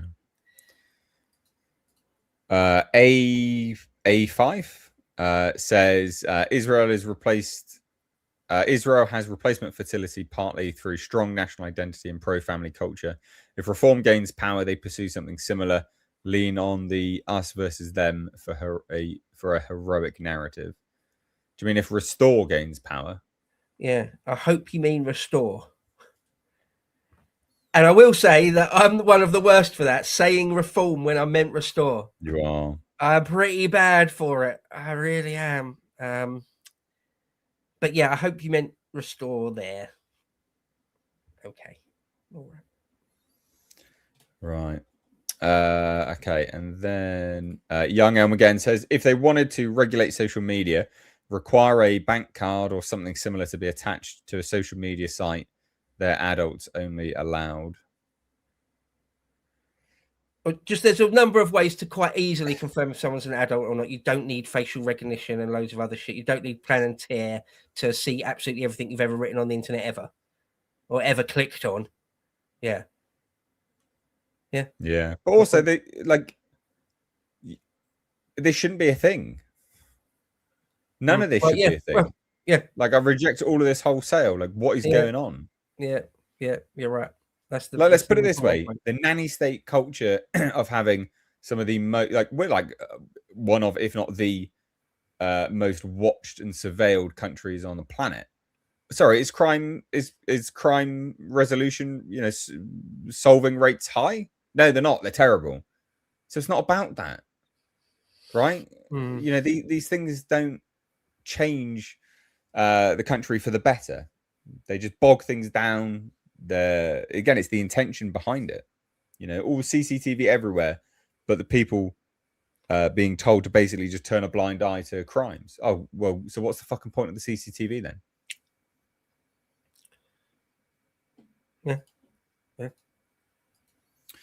Shona says, can't estimate age of migrants, saying I'm 14. Right. Well, yeah, that's the thing, isn't it? They turn up and they get pounds when they're clearly like 40, and they're like, oh, I'm a 15-year-old. So. Yeah. And meanwhile, have you seen some of those dudes that they let into secondary schools? It's disgusting. They're blatantly in their mid-20s or older. And you're going, oh, you're 16, are you? All right, then into year 11 you go with all the schoolgirls. Yeah, off you go. So dangerous. What the fuck? So dangerous. Brute Life says, excluding policies on remigration, what would your first 3 policies be, gentlemen? Oh, what if we were like in control of Restore? Great Repeal Act, repeal everything, basically. Let's repeal most things straight away, like the Equality Act, Race Relations Act, all those kind of things. Just everything Blair did, just except for freedom of information requests, they should stay. Any good thing he did. I'd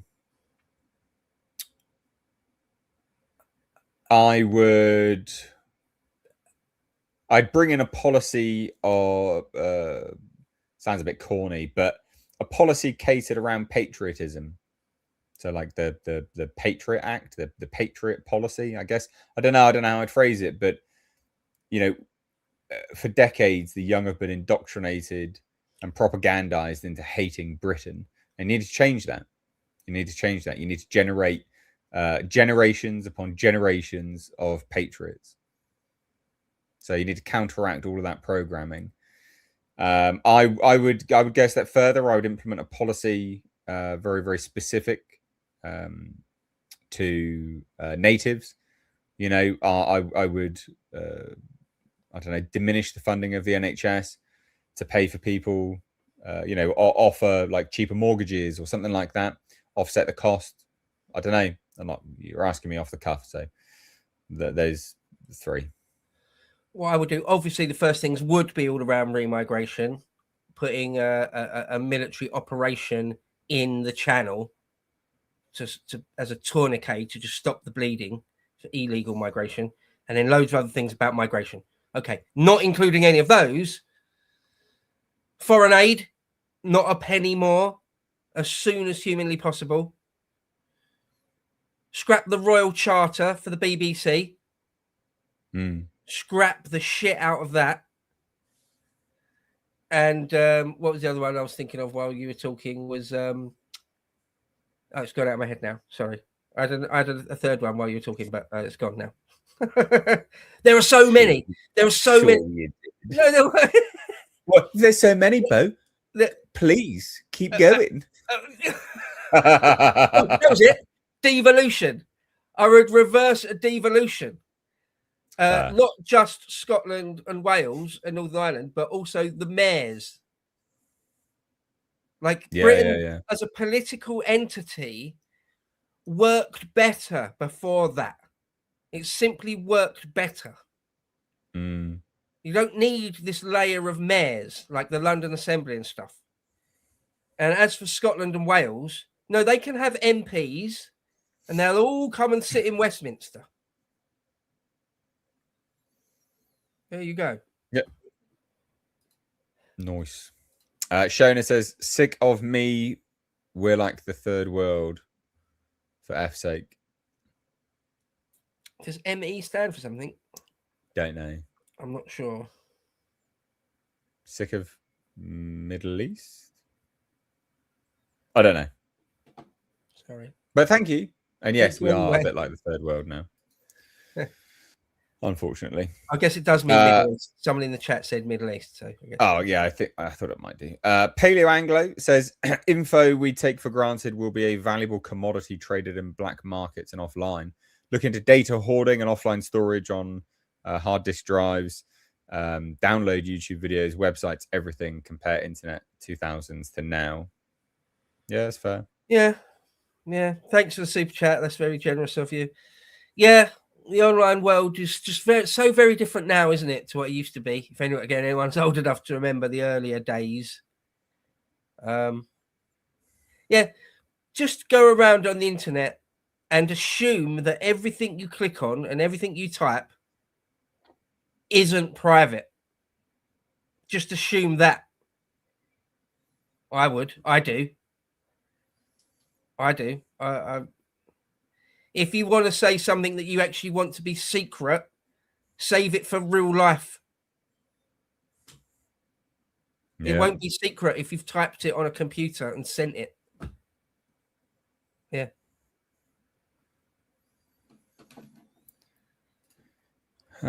What's this? Shona says, can't deal with folk who say boom. Oh, I sometimes say that. In fact, on a tweet just before this stream, I put boom. Boom. Boom, baby. Yeah, no. What about Bosch? Is Bosch okay, Shona? I don't like that. What about Booyah? Mm. What about Bazinga? No? Bazinga? Bo, believe in yourself for F's sake. In Scotland. Believe in yourself, Bo. Come on now. Shut up, baby. Bo, you can do it. Believe in yourself. Shona, my pal got an £80 fine for littering a tenner. By accident dropped a tenner and got an £80 fine? Imagine it. Well, it was actually in the article we did on that segment about those two community support Muslim dudes that got fired. Yeah. Apparently that same company fined a little kid, like a 5-year-old kid, tried to fine her £1,000 for littering. And actually the parents or whoever, the grown-ups, appealed it and it was rescinded. But nonetheless, they tried to fine a 5-year-old kid £1,000. You can't. Yeah, I know. Idiots. Shona says, is cousin marriage not good in it, bruv? Ugh. Yeah. Ugh. I hate it. I hate it so much. Yeah, cousin marriage. I hate everything about it. Absolutely barbaric. Absolutely. And the fact it's so like how embarrassing that you've got MPs in the House of Parliament fucking arguing against banning it. I know. It actually makes me feel physically queasy, not just metaphorically. Oh, that sickens me. No, I actually feel a bit sick to see that. Some dirty fucking piece of shit arguing for that in the Commons chamber in England. Yeah, well, that perfectly exemplifies just how far the country has fallen. That a member of Parliament arguing in favour of cousin marriage in Parliament. What a greater argument for remigration. Just that. It's like, yeah, mass deportations. Cheers. Yeah, nothing else is good. Brute Live says, as an empire, we ruled other nations as an extreme minority. To assume it won't happen back to us is extremely naive. They won't be as kind as we were. Nope. No, we're quite altruistic as an empire, to be honest. The British Empire was one of, if not the most benevolent empires you can imagine. If you were to rank all empires throughout history in terms of how malevolent they were, the British Empire is one of the lowest that there ever was, could ever be. Yeah, they won't be so kind. Yeah, they won't be so fair-handed and reasonable and non-violent. Yeah. Well, especially after telling them for decades that they're oppressed, we're the oppressor, our history's terrible, we're bad, we're evil, blah, blah, blah. Yeah.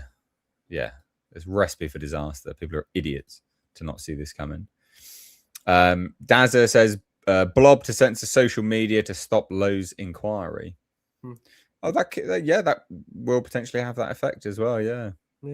The release of that. Yeah, that's coming soon. Ugh. We'll have to do it old school Soviet style, literally print things out on actual bits of physical paper and physically, literally hand them around to people you know and tell them to pass them on to others when they've done reading it.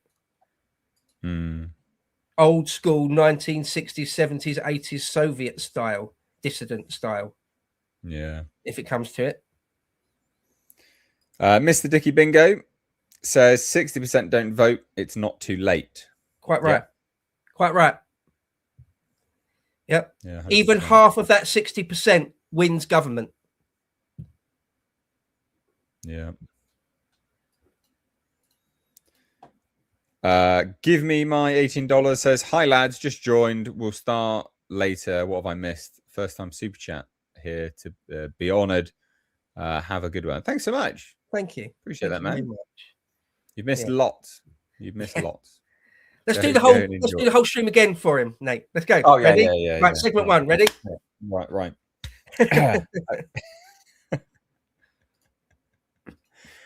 And another member, nice. Another new member, Snicksh, become a member of the channel. Thank you so much. We've got. I posted about this because after last week's polling, people wanted us to open memberships up so they didn't have to go via Patreon.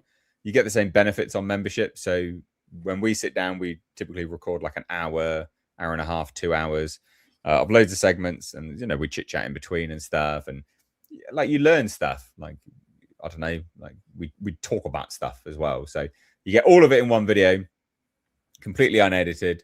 You'll even see the mess ups that happen, which are quite funny as well, of stuff which I edit out. So that's uploaded to Patreon and now YouTube members as well. And then a monthly Q&A.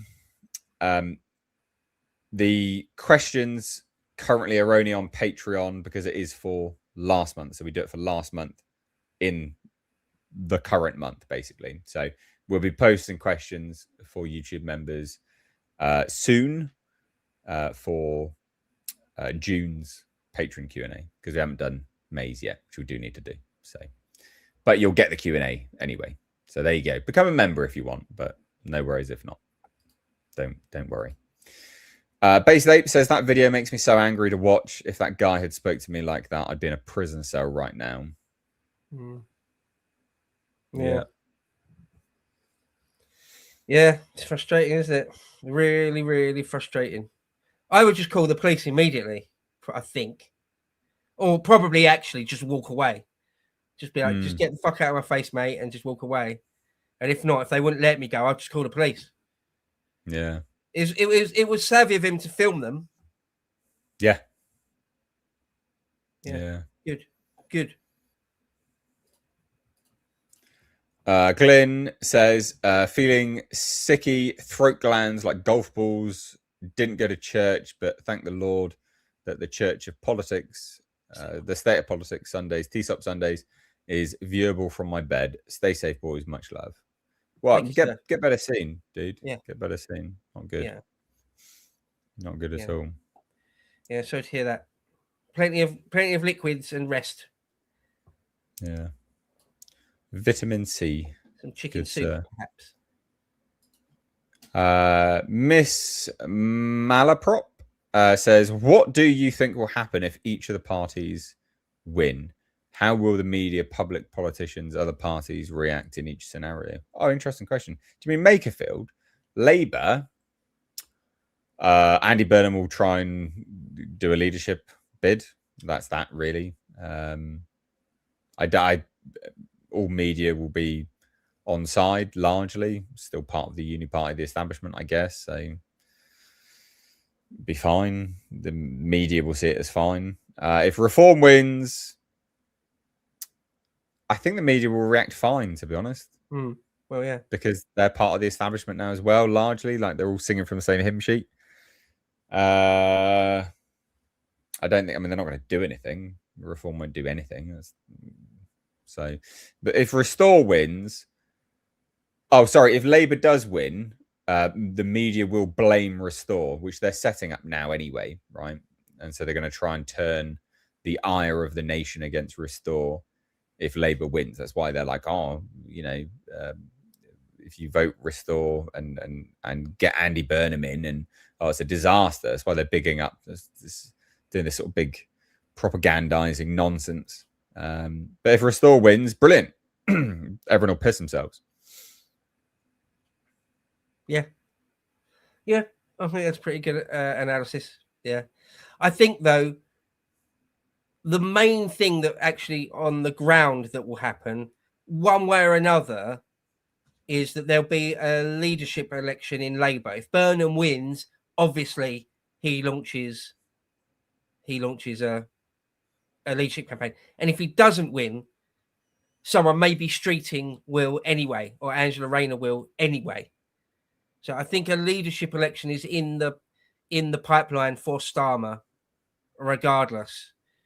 It's just a question if Reform or Restore can sort of get a win out of it too, effectively. I don't know, but everything Nate said there was decent analysis, I think. Calms says, love you both. Driving up to Makerfield Wednesday from Southwest Wales. Lovely. For the final Thursday. See you for a selfie, Bo. Cool. Yeah, hopefully see you there. Yeah. Good stuff. Brilliant. Yeah, I hope to be around for more stuff soon. When I can drive again will be good. I actually have access and can get about. I'm perturbed that I'm not able to go, to be honest. Getting well annoying. Hat Mancock says, it cannot be denied that the mainstream media this week have been running wartime propaganda. I thought it was hyperbolic, but the state are at war with us 100%. Oh, yeah. Yeah. Oh, yeah. Yeah. They've realised Restore is an actual threat, and so they've clicked the switch. They've turned the dial to attack mode. Yeah. Yeah. Luckily, it's completely pathetic, though, and nothing really but Streisand effect. Basically Streisand effect, so yeah, no biggie really, ultimately. Legendary Base Zoomer says, loads to say about yesterday. No money for big chats. That's all right, mate. I'm trying to look at the chat as well. We just got quite a lot of super chats to get through, and so I'm sort of flitting between both at the moment. We'll get to the chat a little bit more as well. Someone actually says, awesome Awesome anime dude says, you mean Andy Bumham? Yeah, we haven't said it. Or No Sternum Burnham. No Sternum Burnham, yeah. My personal favorite. King Andy the First, King Bumham, the first of his name, and his double chins and fucking eyeliner. No Sternum Burnham. Pinko, parloring Pinko, bitch. Young Elm says, only thing I should ask for is Restore Yorkshire sorting out West and South Yorkshire branches having issues, sadly, with it being small friend clubs. Oh, what kind of issues? That's interesting. Email Restore if there's problems, guys. Yeah. You know, you gotta air your concerns. No one's beyond reproach, right? To get better, you have to air some concerns. So, yeah. Shona says Ben was on Talk, didn't even watch it. Yeah, he's been doing a lot this last week, doing a lot of Talk TV interviews, being a general subversive idiota. I'll be intrigued to see if that Baraka ever turns up to any more sort of right-wing events, because after him joking, basically mocking the death of Henry Novak, I think people will beat the living shit out of him, to be honest. Yeah. He's not a popular fellow, is he? No. Not really. He's obviously an agent provocateur as far as we're concerned. Nothing more. Nothing more. The Xbox Gamer says, Asmongold casually dropping Restore and Rupert references whilst reacting to the Lancashire stabbing is exactly why Reform and Co. are worried. Well, because, you are completely right, yeah, because it sort of permeates into just the very fabric of culture, right? Like, this is the man, this is what we need to do, this is it, this is the party. And as soon as that becomes the norm, the status quo in terms of people, you see a problem, well, we can fix it with this. Yeah, I mean, everyone's going to shit themselves in, aren't they, really? SWE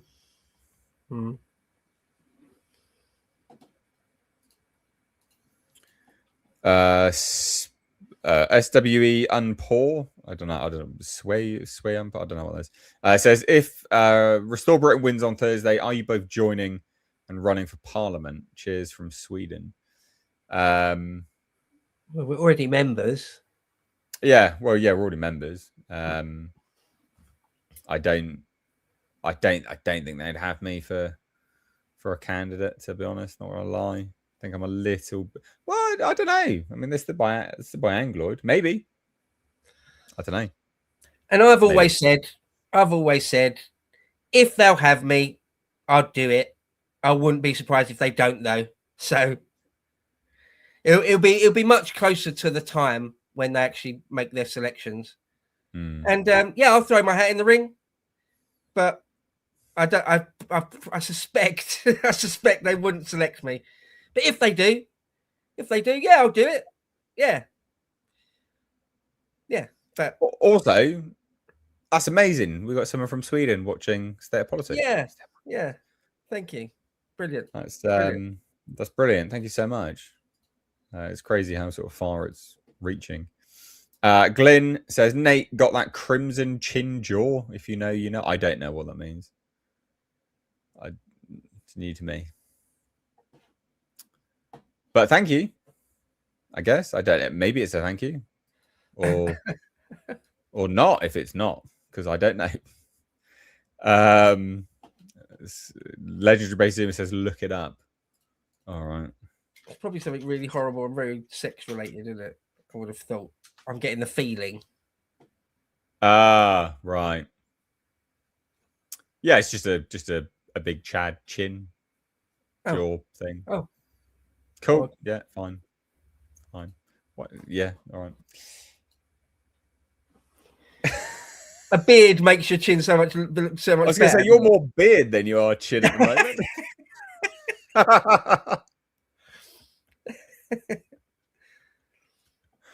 Although I got my little goatee back, so it only took like a few days. Love a good goatee. Right, anyway, Calms says, Restore Britain, aim high, vote low, millions and millions will go. Rupert for Prime Minister, Rebecca Shepherd for Makerfield. Yes. Nice. Yes, thank you for the super chat. Absolutely, 100%. Let's go. Yeah. I was thinking of just doing a mustache. What do you reckon? Just a mustache.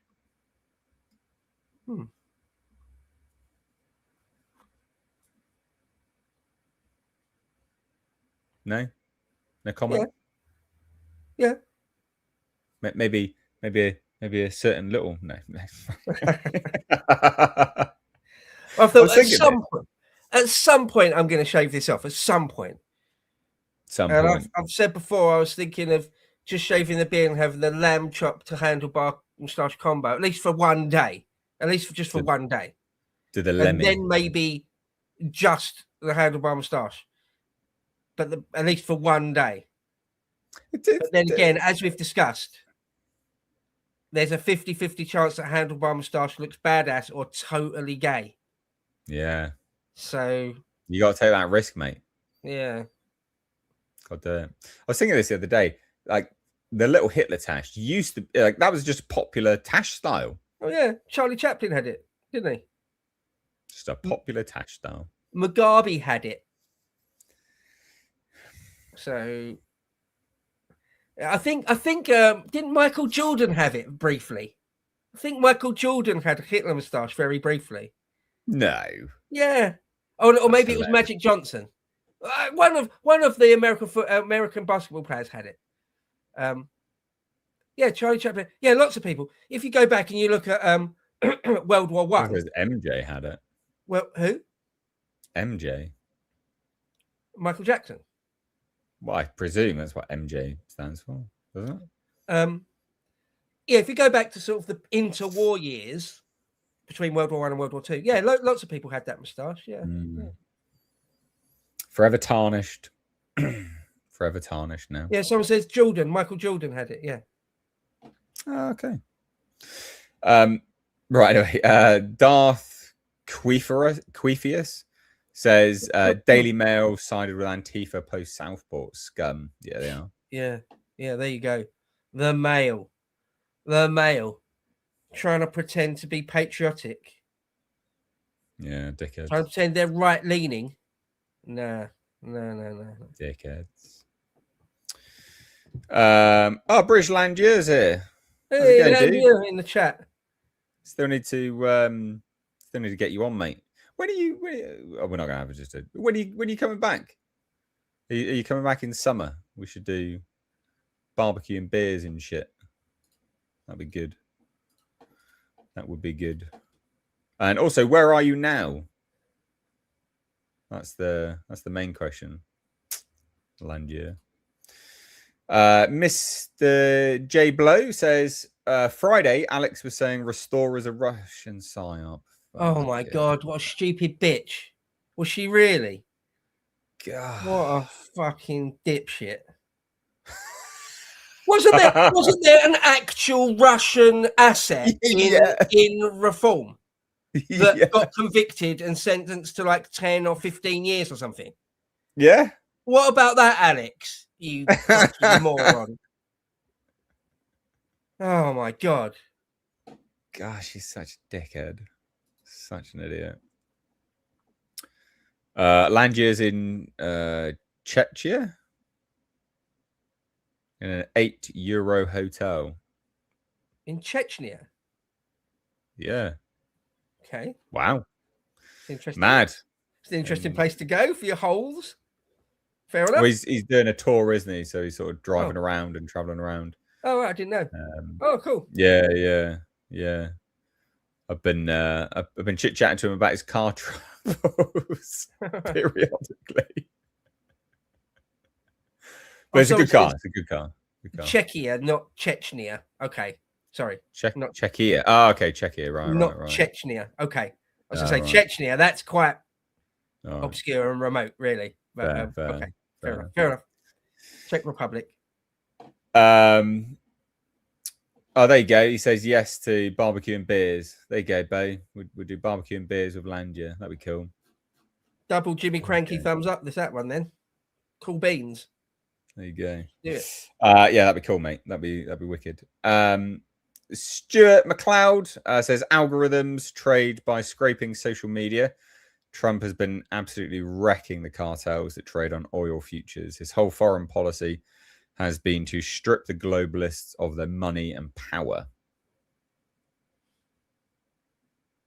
Or sort of like consolidate it within the US as well, to be fair. If by globalists, you mean a particular... Yeah, okay, yeah, fair enough.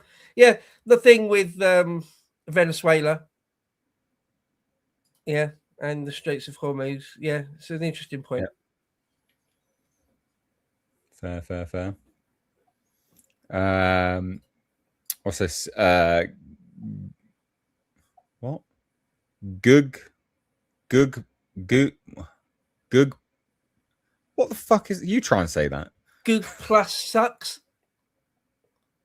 Goog plus sucks. All right.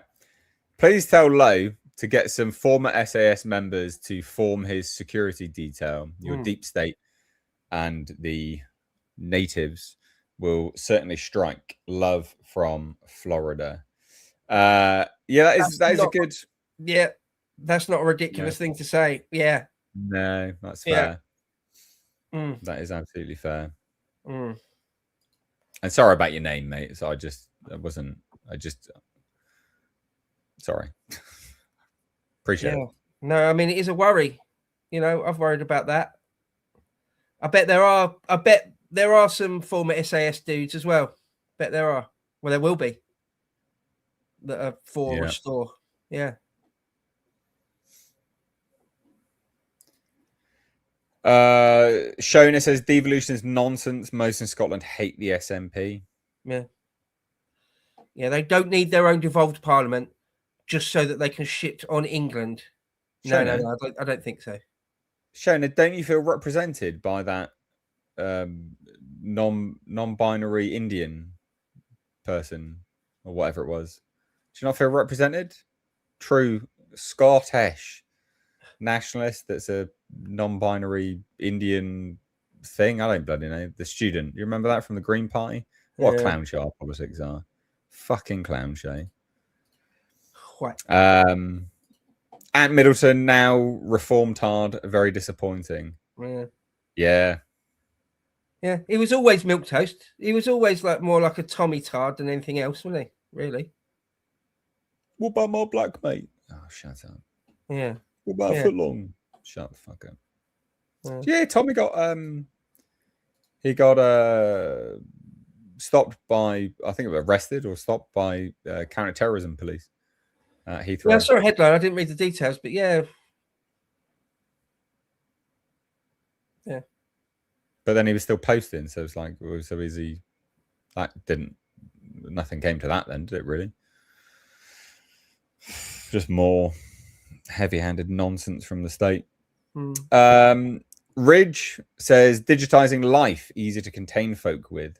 Yeah, that's true. Yeah. There's a broad point. It's not wrong. Yeah. We'll have to revert to old school shit. Like actually printing out things in your home and passing them around hand to hand. It worked before.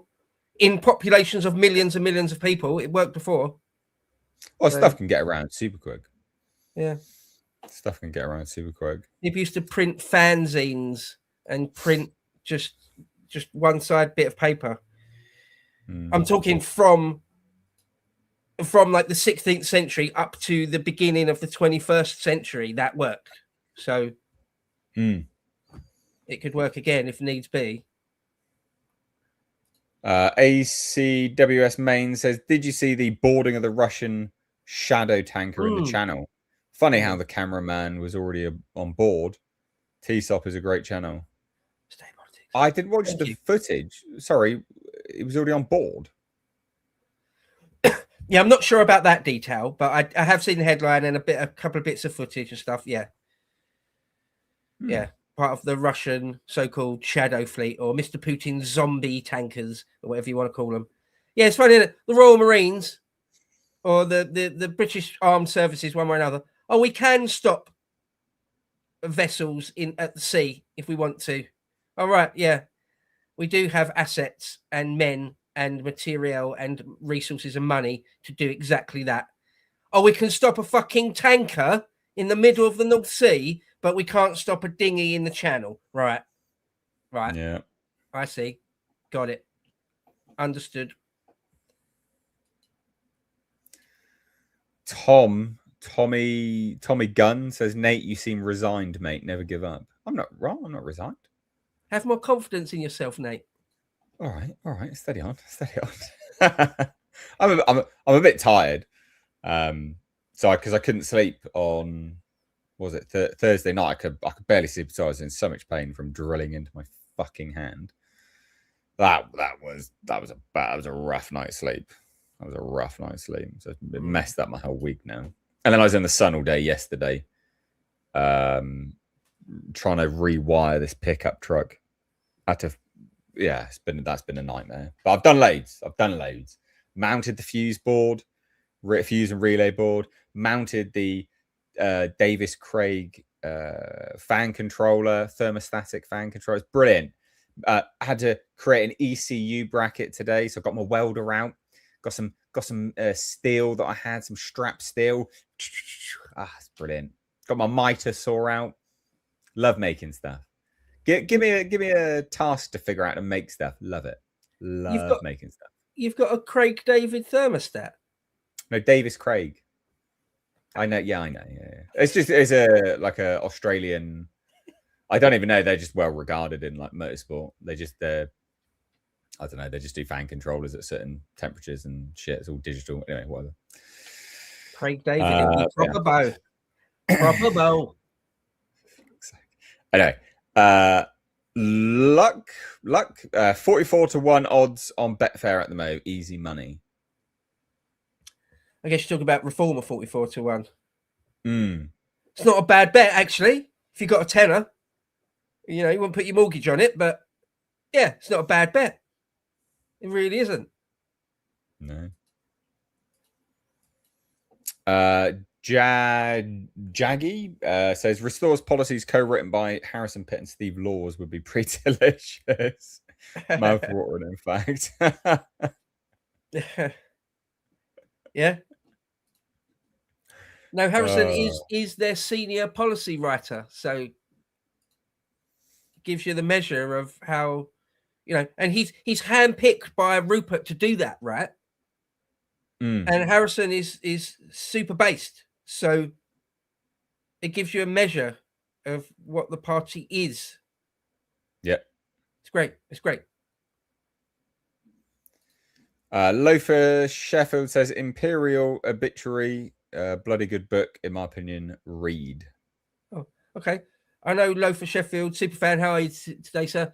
He knows his stuff. So if he recommends something, it'll be a good recommendation. Imperial Obituary. I haven't read it. Thank you, though. Interesting. Right. Check it out. I'll check that out. Unedited is worth the money. This is to do with the unedited videos that we put up on Patreon and now memberships. So thank you, Shola. Yes, thank you very much. I'm glad people, the idea was to give people stuff for obviously help, supporting the channel, right? Like, so I'm glad people see the value in it. That's nice. Thank you. Roski says a suggestion for a future guest. I think he has joined Restore Britain. Craig Huston. He went down to see Restore Britain and Mr. Lowe this week, I believe. Who? Craig Huston. Does that name ring a bell to you? No, I don't think so. No, I'm sorry, it doesn't. I don't think.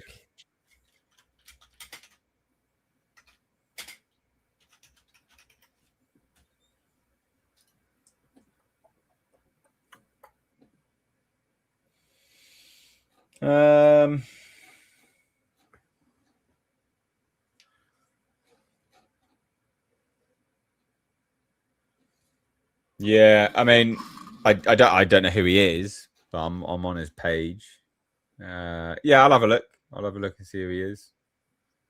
Yeah. happy to take. Again, it's all about whether conversation be interested. I'll have a look. We'll have a look and see what he's about. I'm sure if you recommend it, he's good.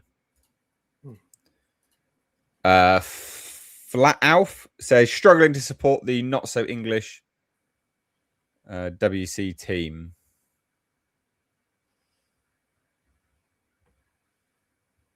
What? Well, welcome. Oh, most of the players for England are like actually ethnically foreign. African, probably. African, a lot of them, yeah. I thought you were saying water closet team. I was like, what? That's what WC is in my mind. Yeah. No, I haven't been enthusiastic about football for a long time, 15 years or more. Again, when I was a kid, when I was like an actual kid, all through the 90s, loved football, loved it. It was a massive part of my life, loved it. Just don't really care anymore now. I'll only begin to get a little bit enthusiastic if England make it to the quarters. And even then, I'll be like, well, yeah, I hope you win. That's about it. Oh, yeah, go on. I'd rather you win than not win. But yeah, that's about as enthusiastic as I can manage these days. Yeah. Vegas Ab says, hi fellas, just thinking, since Elon passed the trillion mark, what if he purchased England like Twitter? Yeah. Good chance he still has a kitchen sink. Yeah, we should probably cover that at some point coming up. The sort of crash out from people going, we shouldn't have trillionaires. Like, fucking, you're retarded, but okay. I still think, you need to have a free market. Those people are fucking commie idiots. Oh, yeah. They're just resentful that someone's very, very rich and it's not them. That's all that is. Fucking hell. Get over it. Get over it. Get that chip off your shoulder. Ugh. I still think, though, it'd be really cool if Elon, and there's no point doing it at this moment in time, but if he actually sold all his assets and actually had $1 trillion in bank accounts. Yeah. He's not just worth $1 trillion on paper. He's actually got $1 trillion. I still think that would be super cool. That would be an actual Scrooge McDuck move. If someone in the chat says it's not liquid cash, I know. That's what I'm saying. Yeah. Goog Plus Suck says Lowe should implement constitutional First and Second Amendment. What, freedom of speech and the right to bear arms? Yeah, that's what those two are. Yeah, they're not bad, are they? In Florida, so yeah. Free speech, definitely, for sure. We should never have had our weapons taken off us either. Bloody ridiculous. Can all sorts of guns up to and including 50 cals. It's just pistols. That is true. That is true. It's just pistols you can't have. Shona says, I do £2 supers to join in, but it mounts up. Yeah, you do whatever you want. I know. It's good. We enjoy your super chats. Sometimes we don't get them, but we do enjoy them. Yeah, thank you. We appreciate it. Massively appreciate it, of course. Genuinely. Yeah. And it does absolutely add up. Yeah, for sure. Yeah. Robert Doctor says, what do you think of Nikola Tesla? Do you think electricity will ever become free? Do you think the Restore Britain will take the lead on this? Well, I don't know about Restore Britain taking the lead of it, but Nikola Tesla, the man, the historical figure, fascinating. Yeah, fascinating person. Yeah. He's one of those people a little bit out of his time, a little bit like Newton or perhaps Leonardo. A number of people in history, it's like you seem to have been a couple of 100 years ahead of your time. Like, really? So, no, he's a fascinating person. I couldn't tell you in any detail about Restore Britain's energy policy, though, I'm afraid. They're going to be printing something on it very shortly, though, I believe, within a couple of weeks or something like that. Or they've already done it. Did it come out? The energy policy was released, because we were going to get Harrison. Oh, that's right. God, yeah. Sorry. Yeah, you're quite right. No, it came out a couple of weeks ago now, didn't it? Sorry, I mean to have read it. I still haven't. Well, we're supposed to get Harrison on it. Yeah. Okay, I need to read it. I need to read it and chase Harrison up. I need to do both those things. Yes. Yeah. I'll send him. We send him a WhatsApp right now. Live messaging. Yeah, crap. I do need to. Yeah, shit. I was supposed to have read that by now. Crap. I'm balanced. I'm trying to juggle about 4 or 5 or 6 things every single day. Okay, I've got to do that. I've got to prioritize that. Someone in the chat says Bo needs to make a list. Yeah, absolutely. There you go. I've messaged him. Got to start making a bloody list. Okay. All right. Oh dear. Right. Steadman says, hello, Sir Content Chad, Ignition and his loyal State of Politics sidekick from Texas, catching the end here and wanting to pass on some beer money from over the Atlantic. Stay safe. Oh, well, thank you very much. Very Appreciate kind. that massively. Thank you, sir. Very, very kind. Calm says, Asmongold loves Rupert and it's mutual. Rupert's agreed to go on his show. Awesome. That's cool. Yeah. Asmongold. I actually quite like Asmongold. He seems all right. He seems reasonably pretty normal bloke. Yeah, pretty normal. Yeah, exactly. I was just going to say that. Like a normal person is reacting to things in a normal, emotional way that a well-balanced human should. Right? Doesn't seem like much to ask, does it? And of course, he's got a massive reach, isn't he, Asmongold? Giant now. Yeah, millions. So good. Yeah. Good. Shona says handlebar, Nate and Bo. Oh, imagine if we both did it. We both turned up on the same stream one day and we both just got handlebar and started. That would be. Nah. That would be. Nah, it's not, man. Yeah, that'd be gay.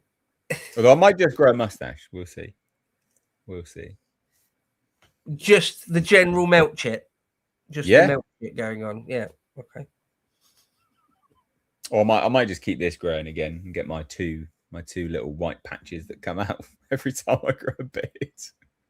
Do you not like sideburns and lamb chops? You never seem to, very rarely seem to grow those. No, I've had like a full blown beard. Like I know you have had, but usually if you can do anything, it's usually the goatee, isn't it? So no, so that was only a recent development. Normally, it's just normally I grow the whole thing, but it's quite hot at the moment, so getting it off the, you know.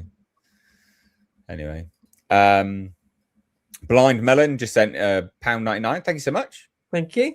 Appreciate that. Thank you. Very kind. Daniel Butchers says, thanks for the show. As I drive back to Edinburgh from my 4th weekend at Makerfield, another amazing weekend. See you Thursday if you're there. Patriot. Yeah. Patriot. Bloody hell. Sorry.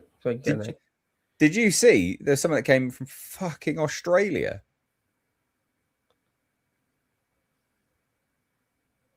Did you see that or not? I didn't know. No, I didn't see that. No. There's a video. There's a video of Luca interviewing him. I think it's Luca. It's either Luca or Harry. I think it's Luca. But yeah, it's just a patriot from fucking Australia. That's dedication. That's some Roy Castle levels of dedication's what you need. Based. Daniel Butchers, though, 4 weekends in a row, couldn't ask for more. Blinding. Yeah, that's crazy. That is crazy. And that's a long old drive as well. Fucking hell. That's a long old drive. What is that? 8 hours? What is it? More? God knows. I've no concept of it. I just know that's a long way. So, yeah, very long way. Yeah. Get back safely. Hopefully you get back safe. But thank you. Legend, mate. The party thanks you. I'm speaking on behalf of the whole party now.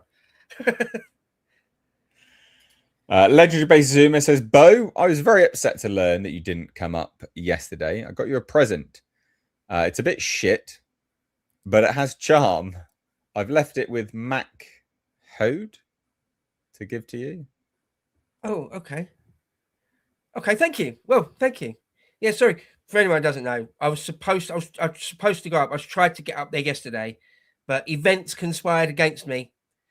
But I will be going up there, as I say, 95% sure in the middle of this week, at the end of this week, when towards the results times. So Thank you very much, legendary base steamer. Thank you, sir. Appreciate it. Patreon. Goog Plus Suck says, here's $5 towards Nate's stroke recovery fund from trying to read my username. I'm sorry, mate. I'm sorry. You read things and you're like, because obviously you gotta be on the ball when you speak, and you try not to misspeak as much as possible. So sometimes you just have a bit of a meltdown, and you read something that just doesn't quite line up with what you think it's going to. Like, what? Huh? So sorry, buddy. No, I struggle with that every morning on my breakfast show because people's names are like at, and then obviously there's no punctuation, so it's often just a very long compound word. And yeah, I struggle to read them all the time. Yeah, all the time. Yeah, I've never been good at reading long compound words like that. Yeah, your brain isn't used to it, really. Anyway, stroke recovery fund. Shona says, not represented. I'm guessing in Scotland. I'm guessing that's what you mean. Yeah. Well, hopefully now. Yeah. Soon, anyway. SNP hating Scots not represented in their own country. It's horrible, isn't it? Horrible. Yeah. Nukem Nintendo says, did y'all hear that clown, Jimmy Dore, say that Irish people attacking the violent African migrants is exactly what the oligarchs want? Fucking. Jimmy Dore's got some okay takes from time to time for a lefty fucking prick. But most of the time, he's a spastic. He's out of his mind. Again, that's just a lefty thing. Oh, don't worry about the sub-Saharan Africans murdering and maiming and raping you. Don't worry about that. What you need to worry about is rich people. No. How about no? No. How about I'll worry about the people that are murdering and raping us actually first? How about that?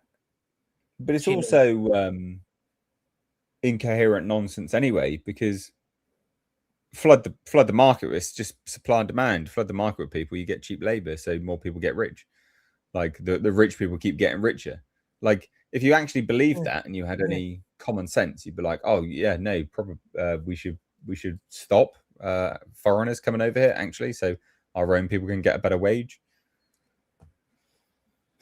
Yeah, you're absolutely right. Perfect argument. The lefty's resentment of rich people has got there's no bounds to it, is there? It's limitless. They'll even justify or play defense on behalf of rapists and murderers before they'll abandon that worldview. Fuck them. Mental.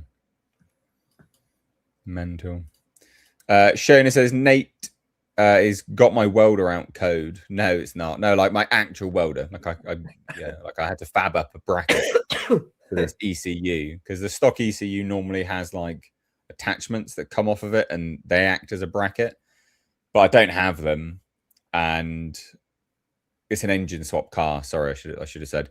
And so I needed to figure out a way to, fix the ECU in a fixed spot in the pickup truck so I can build all the wiring looms around it, because I'm having to build wiring looms, right? So it needs to be in one place. It needs to be fixed there, and then everything gets created around it. It's much easier that way. Otherwise, it's just wires everywhere and a big old mess.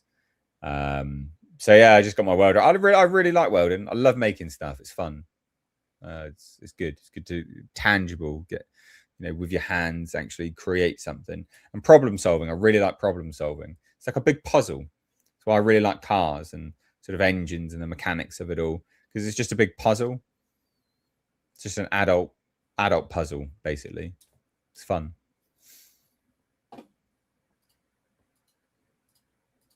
Legendary Base Zoomer says, met Frank Wright yesterday. He's awesome. Very funny.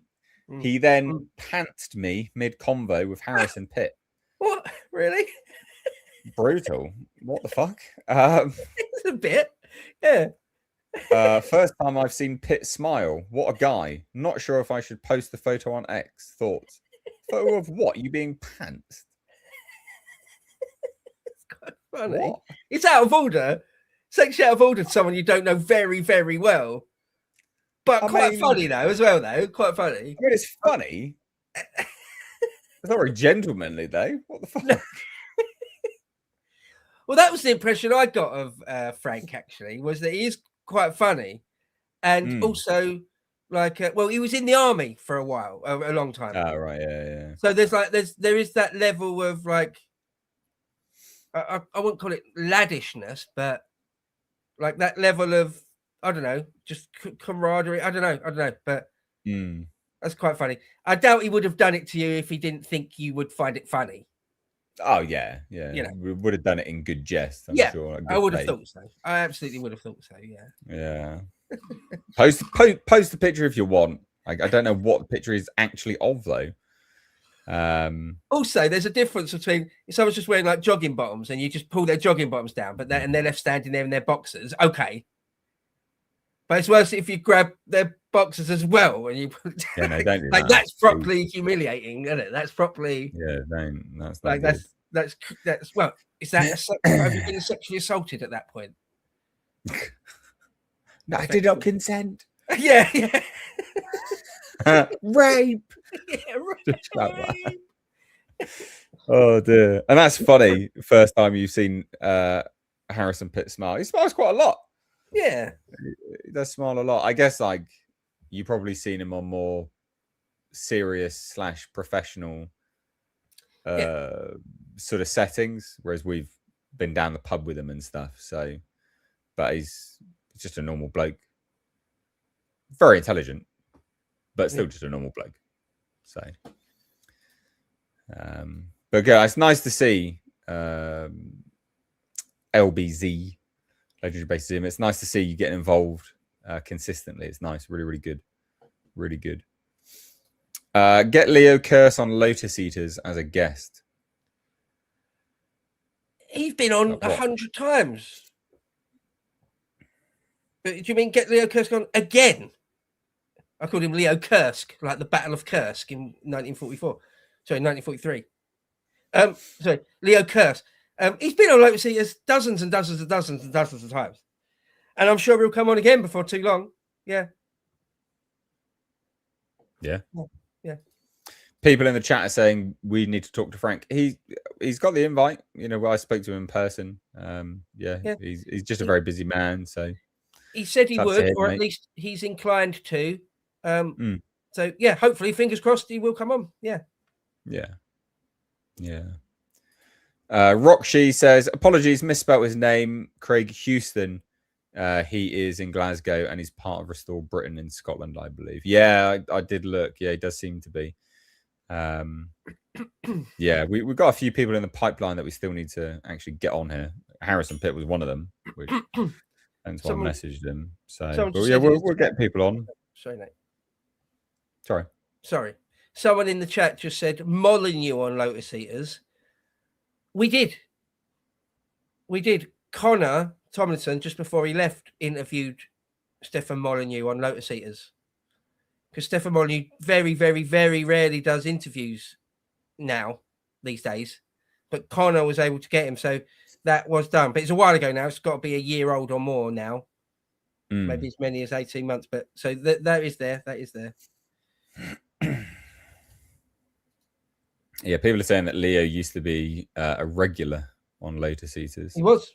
For a while, he came in every single week. Yeah. Last time he was on Lotus Season wasn't that long ago, a couple of months ago, maybe 3 months ago.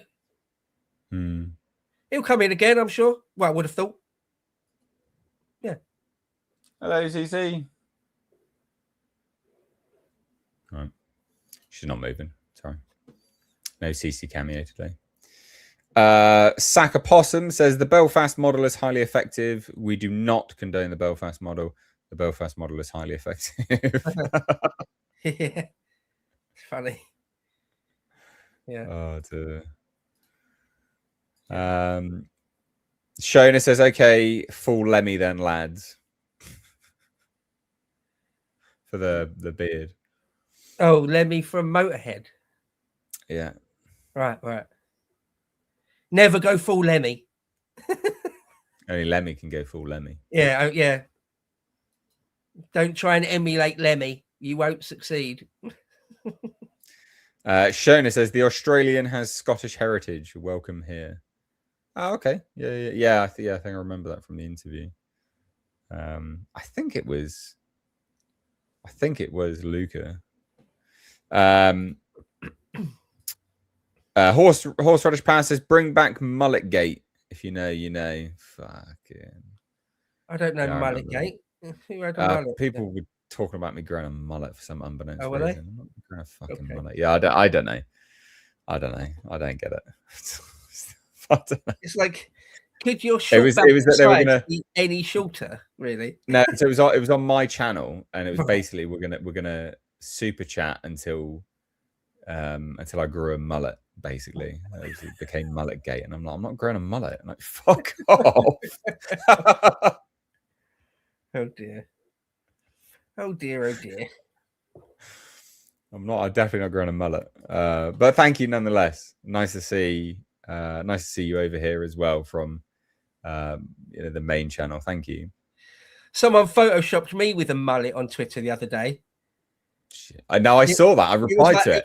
It was like a Pat Sharp 80s terrible. Spiky blonde with a mullet. It was I did it. I captioned it.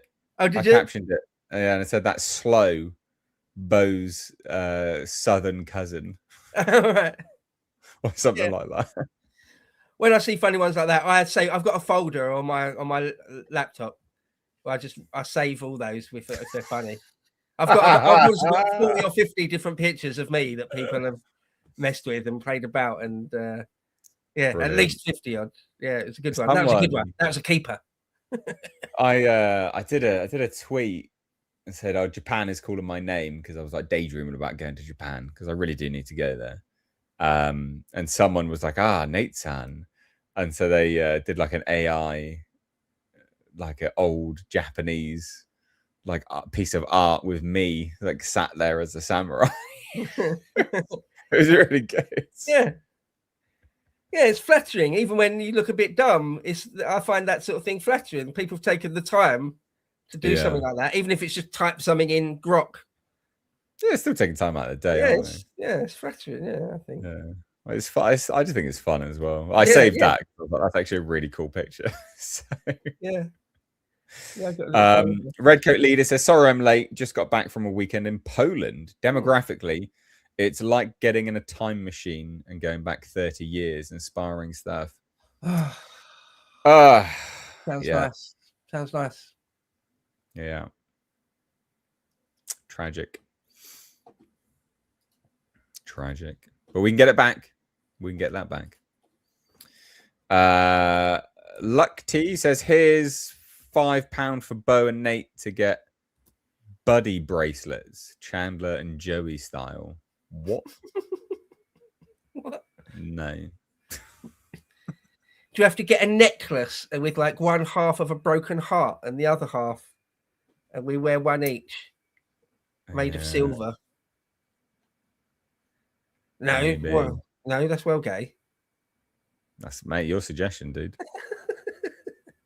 Faggot. No. Is your mate Horace in the chat? Is he?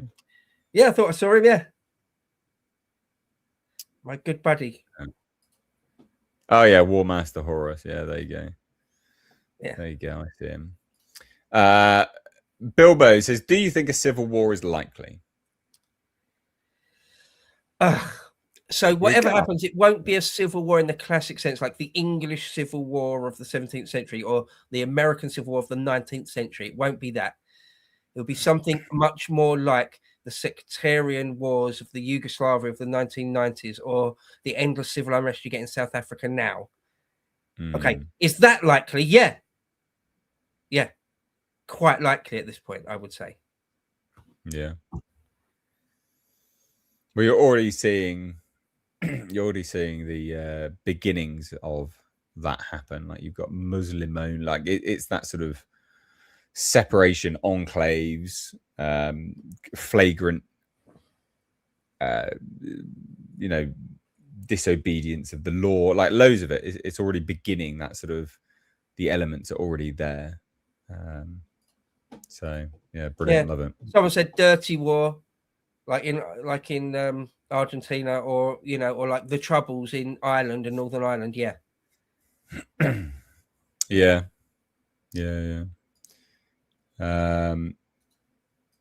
LBZ says, I've driven 1,500 miles now to restore events and back. Fucking hell. Good on you, mate. Dedication. Brilliant. Patriot. Brilliant. Yeah. Patriot. Thank you for your service, sir. I'll be getting around. Genuinely. All my cars are just a bit of out of action at the moment. So autumn, basically I've got summer. I've got to work on them over the summer, and then consider me out and about more from October. In fact, I posted on Twitter, and I mean it. I'm going to do it.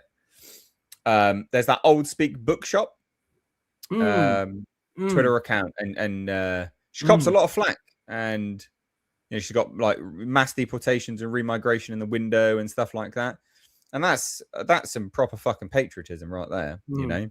And so I said, because I saw that she changed her window to say, mass remigration or something along those lines anyway, and I said, sort of quote tweeted it. It says, I'll visit this shop in October, patriot, basically. Yeah. And hopefully, we sort of encourage other people just to go and meet up, basically. Because you've got to support those kind of places. So in October, if anyone wants to go and have a meetup, not really a meetup, like I just want to go and support. I want to go down and support the shop. So if you want to come down, support the shop in October, a little bit closer to the time, I'll let everyone know what day, what date I'm going to go there. But I am going to go there. So if you want to come down, please do support these people that put their necks out on the line, almost literally in some instances. You got to support it. So yeah. Yeah, I totally agree. She asked me to speak at some point there, and I think I said I would, but haven't got back to her because I've got 1,000,001 things to do. I'm already basically at capacity, but I mean to absolutely support that shop and that lady, because she's doing sterling stuff and seems based as shit.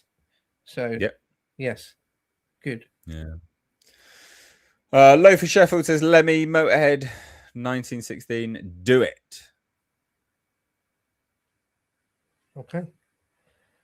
I don't know what the 1916 reference is. Is that a Motorhead album or something? I don't know. But I don't know. Yeah, I can't aspire to be like Lemmy. He's not worthy. Put an N in the chat for Nate to grow a mullet. I'm not growing a mullet. Look, he's put a full stop on it. It's not happening. Yeah. I'm not even going to entertain it. No.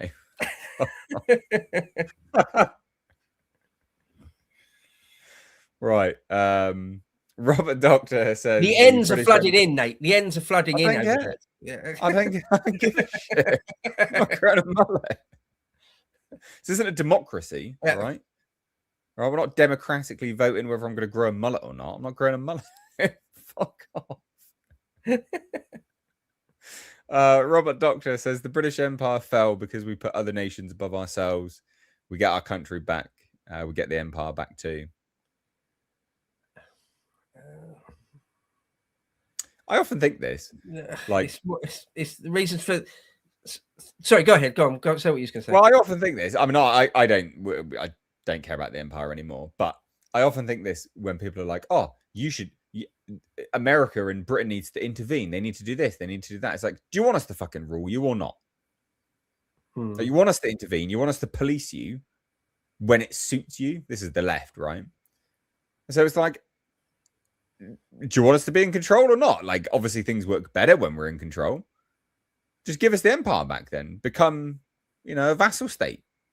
But they don't want to. Because it just, it suits them that we come out and help periodically, just as and when. But no, just recoil. So, yeah, brilliant. I'll just say there's many, many more reasons why the British Empire fell and collapsed after World War II than simply we put other nations above ourselves. It's a much, much more complicated process than that. You probably know as well that Yeah. Mm. And as for wanting, I don't necessarily want the empire back. It was more hassle than it was worth. Far more hassle than it was worth, in my opinion. But anyway, Well, especially if it's now used as a reason for the third world to come to this fucking country. So yeah, no. Legendary Base Zuma says they had me lead a team yesterday at the doors in 2 areas. We got 70% no answers, 10%. Oh, actually no answers, right? 10% Labour, 5% Restore, 5% Reform, and 10% undecided or considering. it's interesting. That's interesting. That's good. That's Yeah. quite good. It's not bad at all. Yeah. I wonder what was the demographic of those areas as well. Like, was it quite rich? Was it, quite affluent looking? What was it? What was it like? Be keen to hear. Redcoat Leader says the State of Politics field trip to Japan. When? I used to live in Tokyo. I'd be happy to show you around. Man, I would love to go to Japan. Yeah, so I really do. I will go to Japan soon, maybe next year. I've been saying I need to go back to America because I used to be out there. I used to be in America every single week. I used to work out of America. And so, yeah, I love Miami. I have like friends there and stuff. Love America. I have a lot of love for America. But I would love to go to Japan. Yeah. Two places at the top of my bucket list are Egypt, but specifically for the pyramids. Not because I like Egypt, I want to see Egypt. In fact, Faraz just the other day was telling me how most of Egypt is horrible. They're just trying to scam. Everyone is trying to scam you all the time. But anyway, I really want to see some of the pyramids, not just the Great Pyramids of Giza, with my own eyes. And Japan. I've never been to Japan, and I've been telling myself I'm gonna go for like the last 10 years or so, and keep not doing it. But I would love to go. Yeah. Legendary Base Zimmer says all white, one area working class, second area middle class. Oh, interesting. That's interesting. Saka Possum says restore success is much more than just Britain. Often these tidal changes have rippling effects. Your Anglosphere brethren across the world are looking to you. Sunday, T-Sop Sunday. Still the best Britpol British politics show going. Thank you. Oh, thank you very much. Thank you very much. Very kind. And yeah, you're right. You're right. Sometimes these things very much do have ripple effects. Yeah. If Restore could do well, it could help AFD. It could help Marine Le Pen. It could help a number of others. Yeah. Could help. What's the Australian one? Is it not First Nation? What is it? Oh, what's it called? I don't know, actually. I can't remember. They got banned recently, I think. Anyway, the Aussies know what I'm talking about. Yeah. Sunday, T-Sop Sunday. That's not bad. I might tweet that next Sunday. That's not bad. Right, yeah. On my weekly tweet, I might just put that. Shona says no TV. We went mental. Don't need to be told by anyone.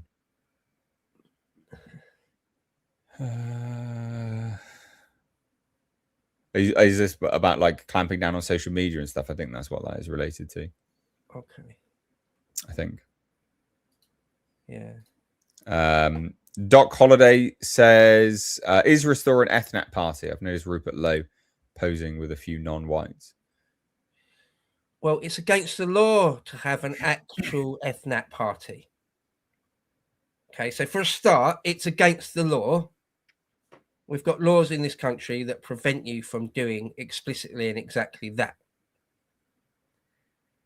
So there's that.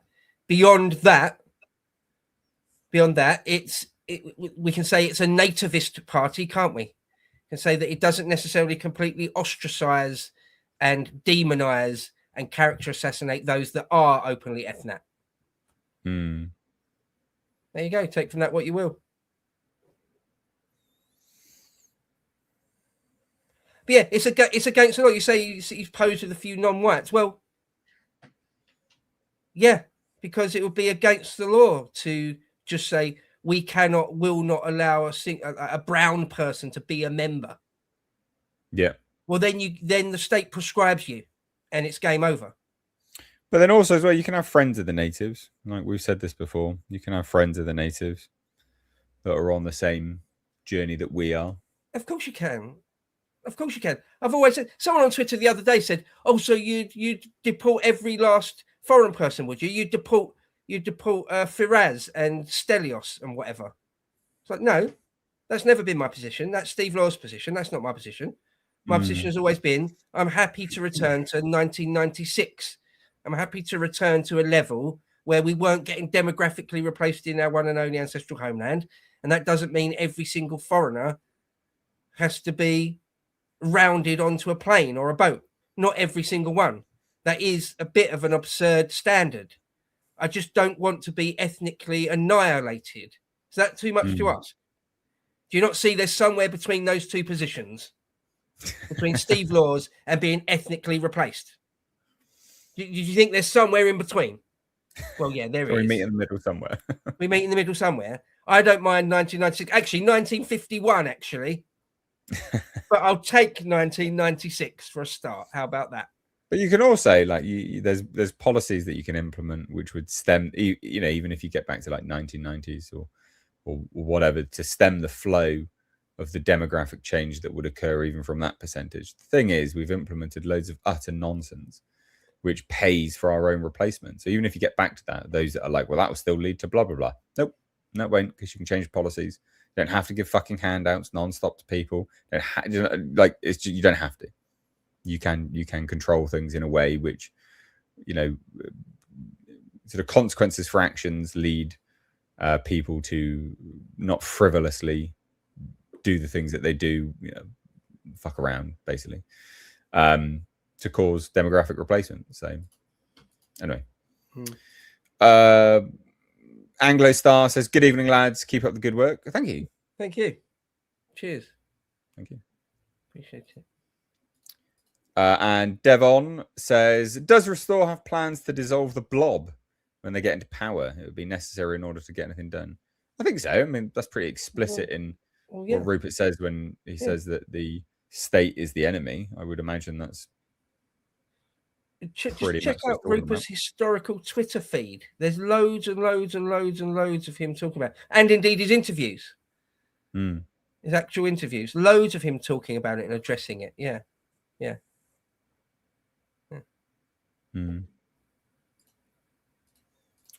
Shona says, anyone think we shouldn't have stopped slavery?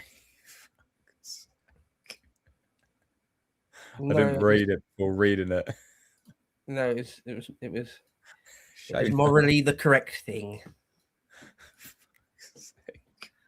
Oh, One Nation, that's the Aussie party? Are they saying that One Nation? I think right. Okay, One Nation. Okay, yeah. I think they've been banned now. Jacob says, is there a way for me to get informed on Restore events? I'd like to take a trip to the UK for a meet and greet with Restore voters. Yeah, because normally they're sent around via email, aren't they, to members? I mean, I guess technically you might be able to become we can't really become a member. Maybe you could. I don't know. Maybe the Restore Britain Twitter account. There should be. Surely there is some sort of, on their website, don't they say the big party-wide events? Surely they do. Well, not surely. I don't know. But well, a lot of it's communicated out via Twitter. Like this stuff in Makerfield was communicated via Twitter. But also, if you just follow people that are going to them, like you, surely, because I presume that's dollars, right? So you're probably American. You must have friends. I say must. I would imagine you have some friends in Britain that are members. So get them to communicate it to you, I guess. I don't know. I'm not too sure.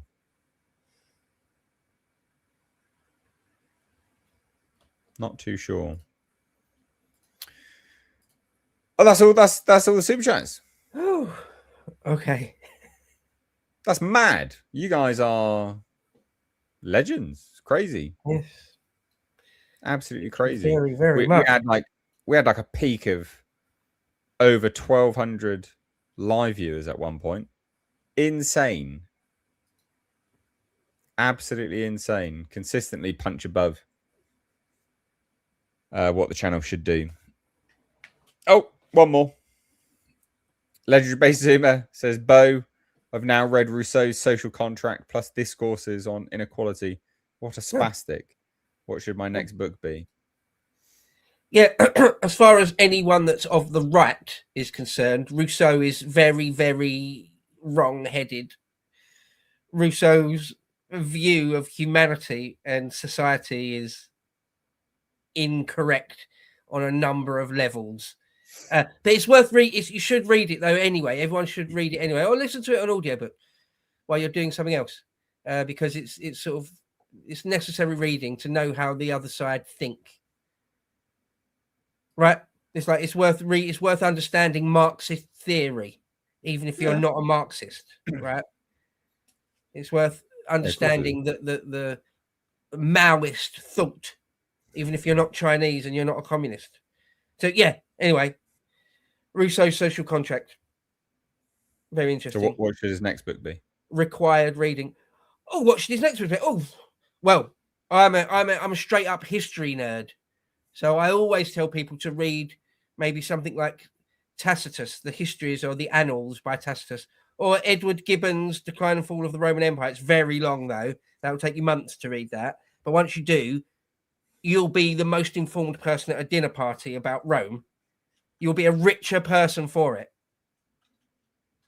The Decline and Fall of the Roman Empire by Edward Gibbon. Or Tacitus. All right, well, guys, thanks so much. Crazy.